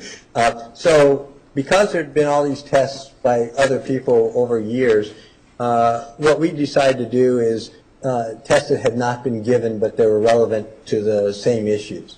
So you saw one of them, the TSI-2, because nobody had given that before. So they'd given the other TSI, so we did that. So what we did is basically looked at what the issues were and said, okay, what hasn't been given to her, and those are the ones we chose. So, and to do that, you have to do in person. So at that point, I had to actually come down. We actually came with a team to meet her, interview her, and test, and we were here, I believe, about 2 days. Okay. And do you recall which test that you administered? I'll try to remember all of them. That first one, which was October 9th of last year, so we administered the TSI-2 that you just saw, the personality assessment inventory, so because nobody had done that. And I'll give you acronyms. I don't know if it'll mean anything, but for us, if I say PAI, that's what I'm referring to. And we also administered the detailed assessment of post-traumatic stress. We administered the IBS, Interpersonal Behavior Survey, and I can come back and tell you what the different things look at. We administered... Did you administer something called MFAST? Yes, well, not the first time. So, oh, MFAST, M-F-A-S-T. letter M, yes. So the first time, though, we administered those. We also administered a couple of projective tests. Nobody had really done that, so we wanted to do that. So we administered what is called the Thematic Apperception Test, TAT. We also administered sentence completion, which I actually mentioned earlier, but nobody had actually done that. I think that's all that we administered, I think, the first time down. Just make sure I'm not skipping one. What about the conflict tactics scale? No, that was the second. Okay. I think that, then we administered a personal problems checklist and a personal history checklist. And then also spent a lot of time interviewing her. And so that was the first time I'd actually met her. So that was a little over a year ago. Then based on those tests and the interviews, we came back in December of last year. Let me just remember to look at the date, because I'm blanking out the date. December 20th, I believe, of 2013, and administered a suicide probability scale because we didn't, like you saw suicidality on that TSI, but see, you don't score it right away. I mean, we're given these things, and we go back to our office in California, and then we score all these tests. So you saw like some of these were scored a couple weeks later. Well, then that suicidality scale jumped up. So we went back when we went back, we did a suicide probability scale. We also did a conflict tactics scale, which is looking a little bit more at perceptions of domestic violence. And we did what was called the MFAST, the letter M and hyphen FAST. And that is specifically a malingering test. It's looking at the person trying to look like they have more problems than they have. And, well, I was just going to ask you to define malingering. Oh. I think you just did. Yeah, it's somebody who's trying to fake bad, trying to look like more of a victim or trying to look more sick than they are for secondary gains, and that could be from money to anything. And the reason we chose those is because, you remember we just showed you how that atypical response was just slightly elevated, and that was the first time on those tests that we saw that, because you were seeing test after test of normal validity. This was just a little bit up. So we said, well, let's actually not play around. Let's actually administer a malingering test and see what shows up. And then, so we did that, plus we interviewed again. So, and then we came back a third time earlier this year in July for, again, follow-up interviews, et cetera. So that's, so from a meeting her, follow-up, we did that 3 times. And then also started last summer, fall, and starting to review records and lots of records. I think now we have 12 binders. These are these 3-inch binders, double-sided, so literally thousands and thousands of pages from prior court case, prior testimony, prior experts, text messages, emails. Basically, different communication ways between Different people. Different people. Yes. So quite a bit. I mean, we have, I'd say in the time we've been involved in this case, we've had in my office 2 licensed psychologists, me and one other. We've had 3 postdoctorate fellows and 4 interns and a social worker, all involved over that time period at different times, because as a training institute, they rotate out. So in July each year, we get new interns, new postdocs, and the others rotate. So since the case has gone on so long, we've had people who then worked with us and then went on to get licensed and move on, and then new people. Now, part of when you're saying that you went to go first speak with Ms. Arias and do some testing, and then you spoke with her 2 more times, there, are you there at all for treatment? Are you there to try and treat her, try and make her better, things like that?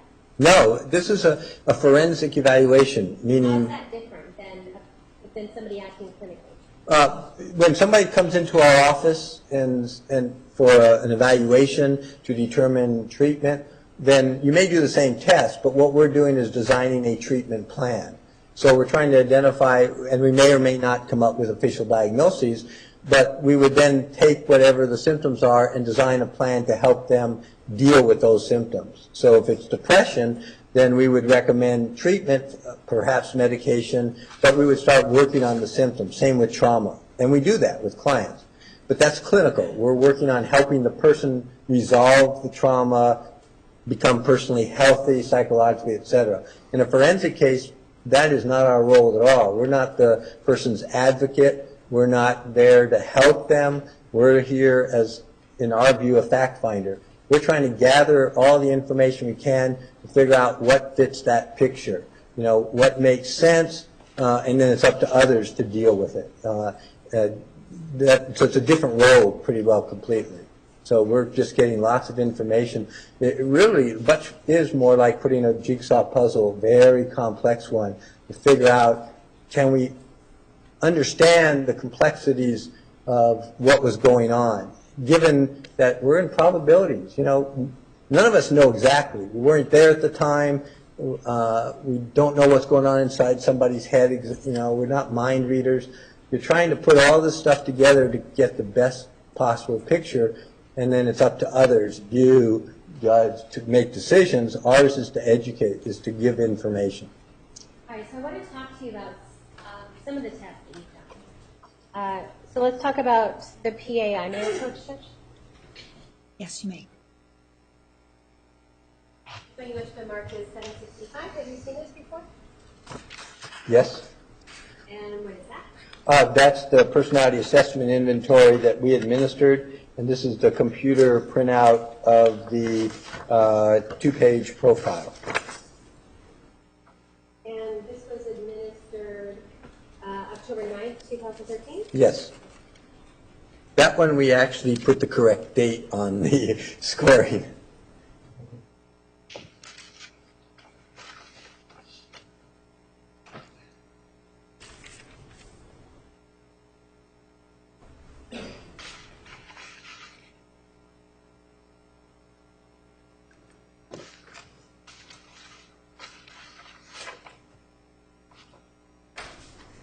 There's a defense to move into evidence 765. Any objection? No. 765 is admitted. All right.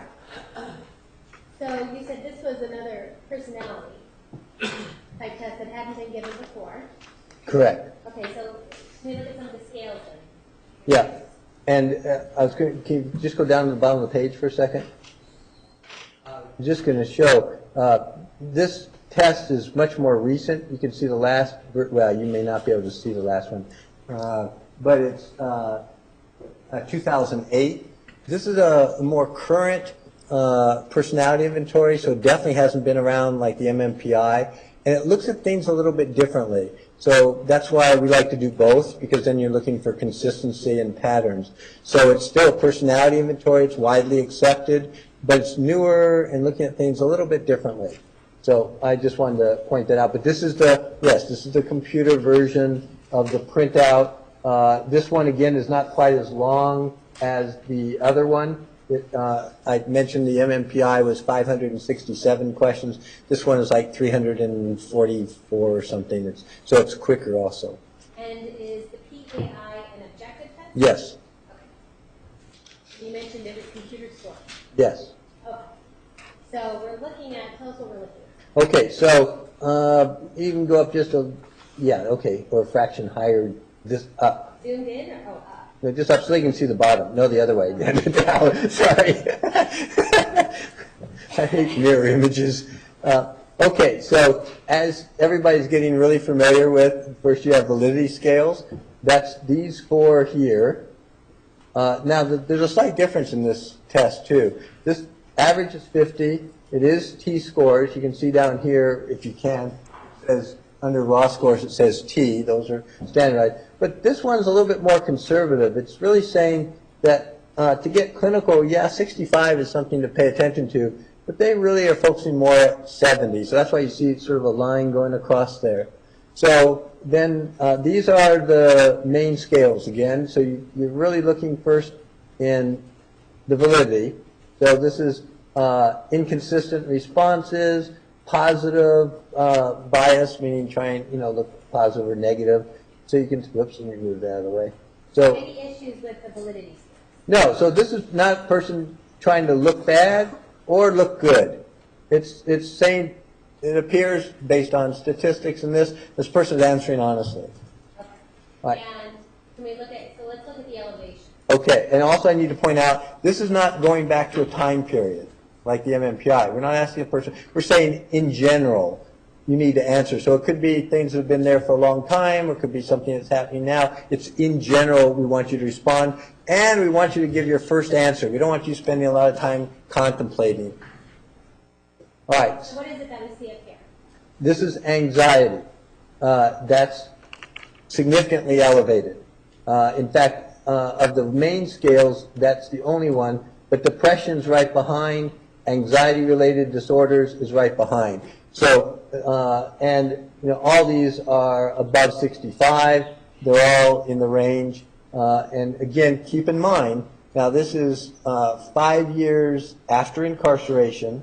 This is also looking at, in general, what the personality is telling you from an instrument that's completely different from the other one, and anything that's been administered to her so far.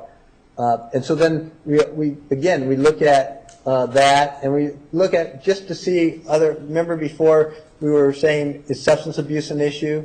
And we haven't found it anywhere. And then this is also looking at that, alcohol, drugs, and not showing up. So we want to just check in with interviews, but it's saying it's not really anything to worry about. This other scale that's a little bit low is called mania. So this means this person doesn't have a lot of energy. They tend to be, again, more depressed and things like that.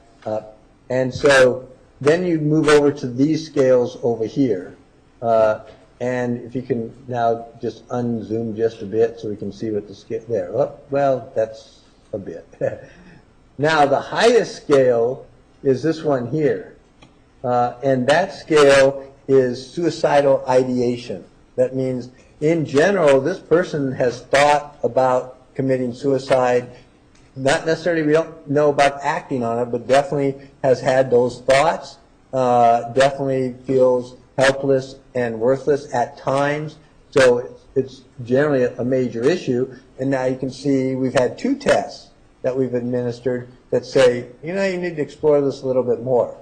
So exploring it more means you come back and you ask specifically about that in interviews, and it also means we do the suicide probability scale, because we need to know, is this person suicidal at this point, because then that sets off a whole chain of things that have to happen. Okay, and what else do you see that's clinically relevant? This one here is, it's called non-support. It means this person just doesn't feel they have a supportive environment or a support system. Persons they can really feel they can talk to and will support them. So that's the other clinical scale. Okay. And what about these ones that we see on the bottom that are below normal? Okay, well, the other one up here, you can see, by the way, 64, just so you know, is stress. So again, you know, this is not looking specifically at trauma, but it calls it stress, and it's saying that's up there too. Now, then, yeah, you can go down. Elevated but not clinical. Correct. Okay. All right. So what? Now, okay. I was going to say, what about these ones down below? Okay, so now you have 3 scales that are low and 1 really low. So, Do you want to do that? Is that okay? yeah, feel free.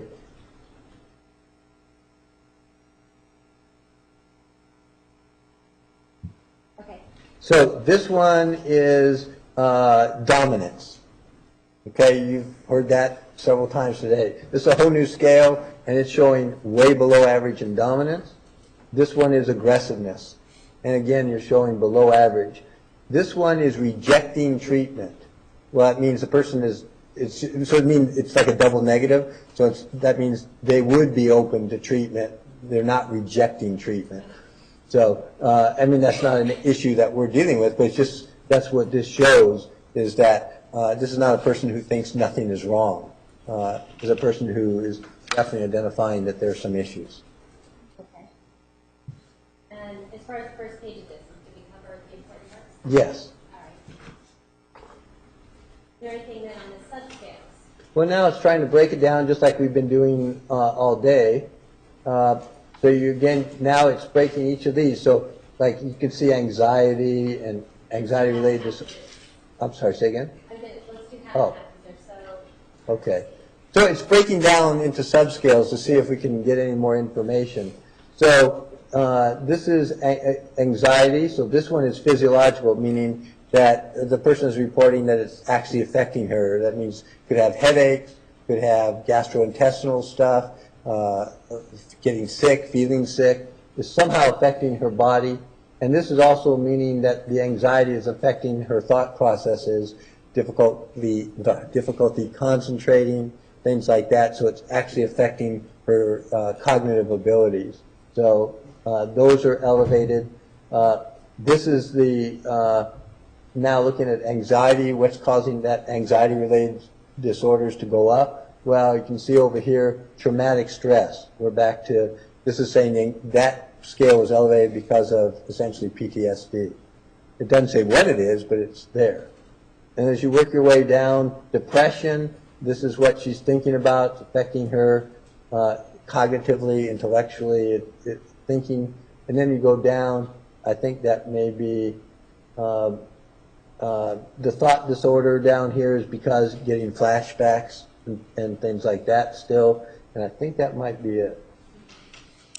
Yes, but and then again, you know, as we keep doing, we look at the other end, and sure enough, remember we said the aggression was low. In fact, you can see here all the aggressive scales here: aggressive attitude, verbal aggression, physical aggression, as personalities are all below average or in the low average range.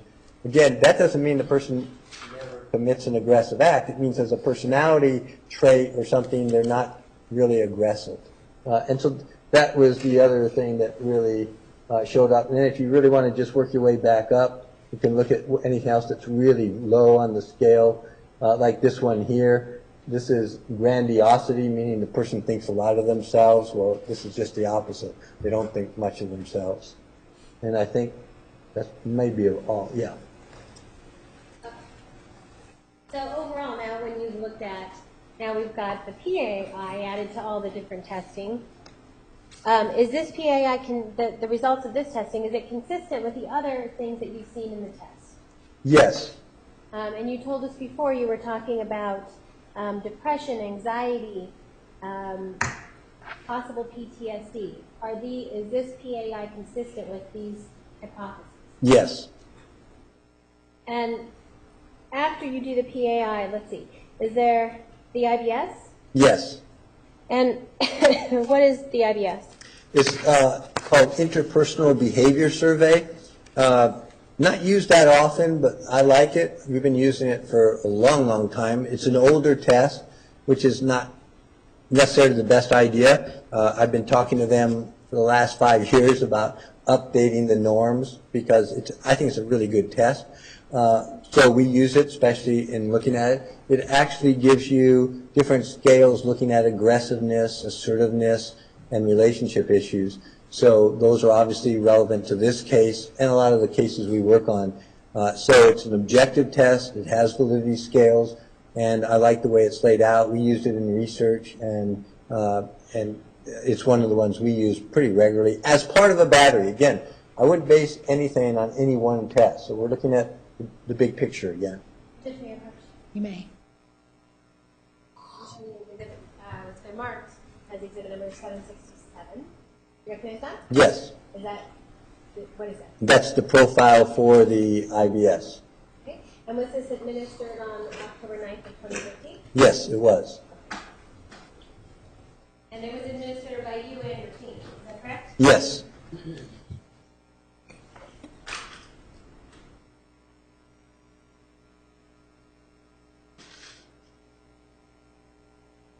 Participants move into evidence exhibit 767. Any objection? No. 767 is admitted. All right, so this is the IBS. So tell us what we're looking at. Yeah, go ahead and first zoom where you can see the whole thing. All right, so this is somewhat similar to what we just looked at. Again, 50 is average. 40 to 60 is in the average range. When you start getting up here, you're starting to get clinical, or same thing down here. When you get below that, you're starting to get clinical. And then these first three are validity scales.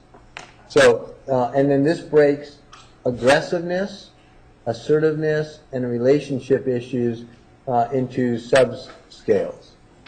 So that's what we're looking at. So the first thing is always we would focus on the validity scales. All right, any issues with the validity of this test? No, you have impression management and infrequency actually below, meaning the person is definitely not trying to look bad. You have denial in the average range, but if anything, it means that they're actually trying to look a little bit good, but not even it's not even elevated. 55 is well within the normal. So the conclusion is that all of the three validity scales are within the average range. This is likely an accurate portrayal, and the client is not trying to distort their responses. Okay, all right, and then after the validity scales, tell us what it is that's important for you in this particular test. Well, one of the things we look at is, again, we're looking at aggressiveness, because obviously this is a criminal case. We're looking at, does this person have an aggressive personality? But we're looking at it much more behaviorally than we did before. And so what we see here is this is general aggressiveness, disregard for others' rights, hostile stance. So the first thing you see is that these scales here are below average, if anything. In fact, again, this is a whole different test. This one is like years after the others, and we're seeing hostility is at the lowest level of average. So, and in fact, the only thing is occasionally they express some anger, but not in the clinical range. And then when you look at physical aggressiveness, you look at verbal aggressiveness, you look at disregard for others' rights, you see all of them below even average. So if anything, you're talking about somebody who is not aggressive at all, and if anything, they're toward the more submissive side as a general, interpretation. Then we look at assertiveness. Now, assertiveness What's is, the difference between assertiveness and aggressiveness? okay, aggressiveness is acting out toward other people, generally to meet your own needs, not necessarily to meet theirs, or even to care about somebody else. It could be physical, you get in an argument, you hit somebody else, and so you're committing an aggressive act against somebody else. Assertiveness is actually positive. It means you're able to stand up for yourself, but at the same time, you're not putting down somebody else. You're not stepping on their toes. You're trying to meet their needs, but you're also letting them know what your needs are. So it's being appropriate. You want to be assertive to be able to say, no, I don't think I agree with that, or something like that. So that's why we want to look at it. Is this person generally an assertive person, or is that still an issue as well? Okay, and what is it that you find? Well, what we find is even with this slight trying to deal with looking a little bit better, her assertiveness scales, this is general assertiveness, is below average. Not clinical, but below. Initiating assertiveness, you see that right? Well, again, I didn't do a good job of the arrow, but hopefully you can see that in initiating assertiveness. And if you, yes, and if you look, that's one of the lowest scales. In other words, this person is not one to assert herself in situations. She's likely to stay in the background or be submissive or passive. In fact, you don't see even defending assertiveness is just barely above average. And you see refusing demands, you see that really low. That means this person is really not able to refuse other people's demands. They don't stand up for themselves. And in fact, also realizes that need help. So the highest scale here was requesting help. And then relationship scales shows, this looks like conflict avoidance and shyness and dependency. These are all in the average range. So this gives you a profile of somebody who's not assertive, not aggressive, much more passive, submissive, and not really doing a good job of standing up for themselves. And on top of that, tends to want to actually please others, which is another thing that shows up from, I didn't mention that up till now, but when you actually look at the personality test, if you see the computer printouts, one of the things it says is this is a person who may not be really having satisfactory relationships, but tend to try to please other people. So this is a pretty similar type of profile of somebody who's more submissive. And again, right now, all we're looking at is just tests, right? This doesn't Correct. include interviews with Ms. Arias. This doesn't include looking at the other records. Correct. You don't know anything about those issues. We're looking purely at tests and what the tests tend to show. Now, based on these tests, you said you went back and did a suicide probability scale? Yes. So this one now looks specifically at suicide because we had two tests now that are showing that she's having or had been having thoughts. So we did tests specifically looking at the suicidal ideation and found that they weren't there currently. She wasn't really had any plan for an attempt at anymore. These were in the past. These were prior to incarceration, prior to the murder that's got us where we are, and after originally being incarcerated. So she's not at suicide risk currently, according to that test, and that's what we wanted to verify. Okay. And when you went back, did you also do the M test? Yes, that was the one for malingering. May I touch this? You may. I'm showing you what's marked as Exhibit 766. Is that the M test? Yes, And that's something that you and your team administered? yes. And when was it administered? This one was in December 20th of last year, 2013.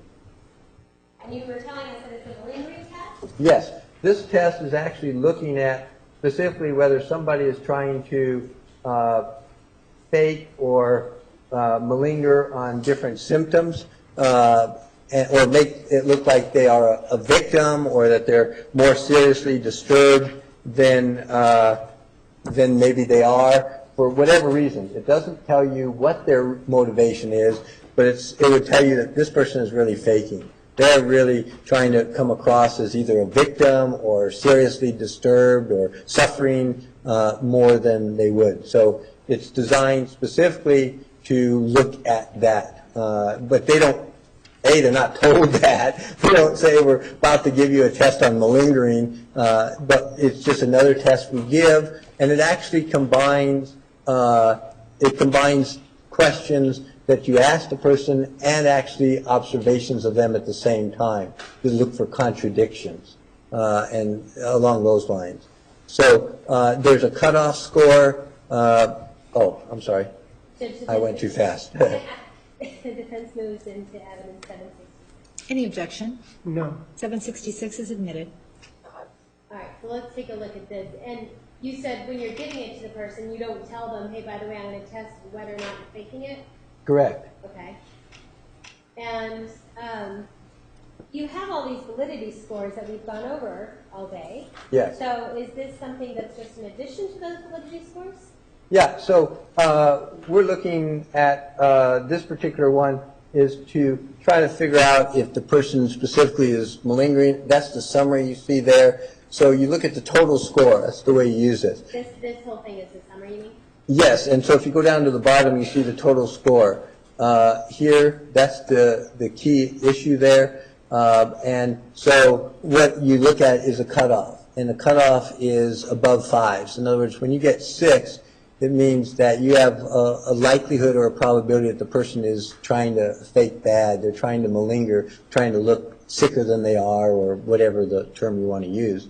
And so she only had a 1, and that was where we noticed that she had one reaction that was different than what people normally say, and it happens sometimes. So it's a little bit unusual, but you're not even close to cutoff. So it indicates we have no information that this person is trying to malinger, which has been the ongoing question. And anytime you get in a criminal case, that's obviously what you're going to try to look at.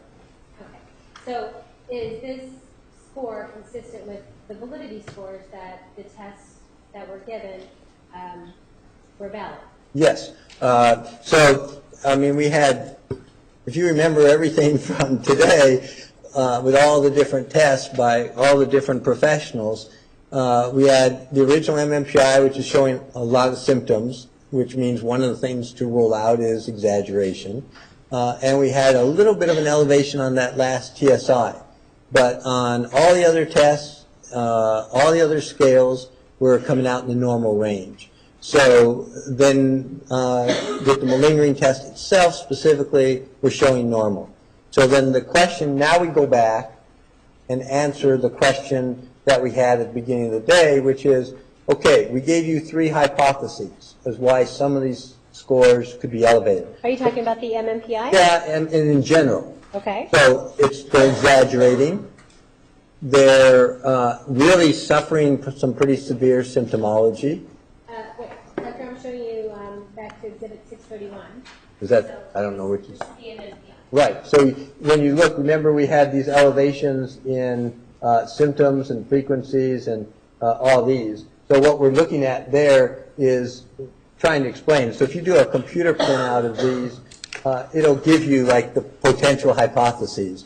Exaggerating symptoms or malingering, or severe pathology, meaning this person is really suffering, they got severe problems, and or a cry for help. They definitely have problems, but it might be higher than you would normally think even for them, because they're really trying to get your attention. They're trying to really let you know that, hey, I need help. So now we go back and try to answer that question, and we try to answer it looking at what we have from all the batteries. So we have malingering, we have all these other scales, and we're looking for consistency. So now you can be much more confident, well, or I can be much more confident in saying it doesn't appear that this person is exaggerating or malingering. It really appears that this person has had pretty significant issues going on in her life, especially traumatic issues, that's affected her for quite some time. We don't know, because we haven't interviewed her, just in the way we've been doing this. We don't know what, we don't know how often, but we do know that there's some significant trauma, anxiety, and depression there. We don't see any of the substance abuse. We've probably ruled that out, but we got to ask to make sure. We don't see current suicidal ideation, but it was there at least at one or more points. And we're seeing pretty severe, if I didn't say it already, depression. If I said it, ignore what I just said. So those are our working hypotheses from the tests in general that we're looking at that would then require, more depth to try to narrow it down. You mentioned the thematic apperception test, the personal problems checklist, personal history checklist, sentence completion, conflict tactic scale. Are those projective testing? The thematic apperception test and the sentence completion are projective. Okay. Meaning it's what? Meaning that you don't have validity scales, you don't have paper and pencil, you're getting more subjective things. So sentence completion means you ask something and they complete the sentence. I love to blank, and there's a lot of these. I hate blank. When my mom says blank, so what the idea is behind these is that if the client gives you the first response, you look for themes. You look for things that just show up when they're not really telling you. These are more what we'd call subconscious. So the thematic apperception test and the sentence completion are more along those lines. So you're looking at general themes of what's going on. The conflict tactics scale, which is, that is a paper and pencil test. That is one that's looking more at what is happening from a standpoint of domestic violence. So I actually didn't talk about that one. It doesn't have validity scales. So that's why I don't tend to get carried away. But the idea is to get the person's perception looking specifically at domestic violence. So we're asking the person, what have they done to the other person? And then I'll be a little bit more explicit in a second. I think we can go into that a little bit further when we get into domestic violence. Okay. But as far as the thematic apperception and the sentence completion, was there an overall, did you learn anything? We did learn some things as general themes. One is that relationships and family issues. He's also reading, if we could have Mark, whatever it is he's reading from, those two. Yes. Sure.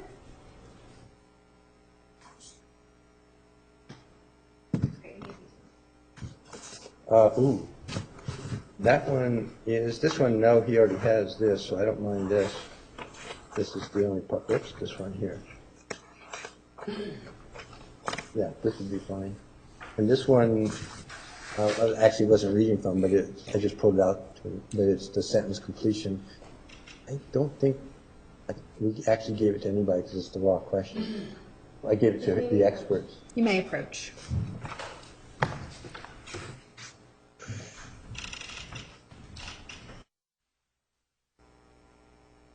Ladies and gentlemen, we're going to take the evening recess. Please be back tomorrow morning at 9:30. We will start promptly at that time. Please remember the admonition. Are there any questions?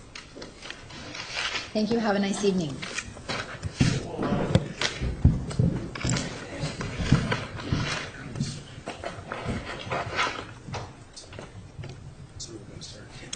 Council approach, please. That was Tuesday. Read them all until Tuesday. That's what I heard.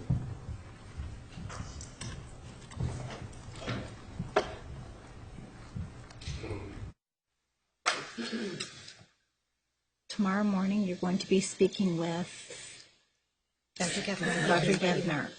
So, do you need more than an hour? Do you need till 10:30? I think so. I mean, Judge, I would ask that, I mean, the interview maybe not take that long, but I'd like at least a few minutes after the interview to kind of, So you want to start at 10:30? that would be Okay. better. Randy, we're going to start at 10:30 tomorrow. Yeah, can you go let them know, 10:30? And then we'll just move forward. Yeah. Okay.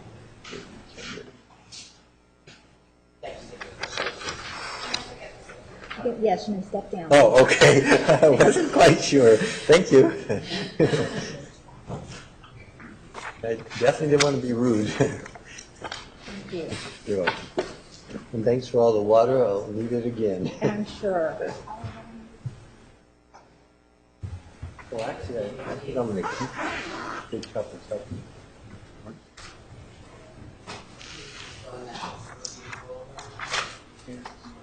Oh, it's upstairs? I'll just give it to you.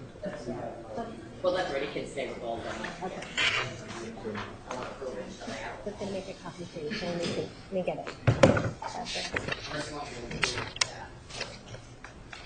The interview's started. Yeah, let's just do that. Yeah, let's do that, just so that it's clear for them. I don't think there will be any glitches. This is a Great, duplicate. perfect.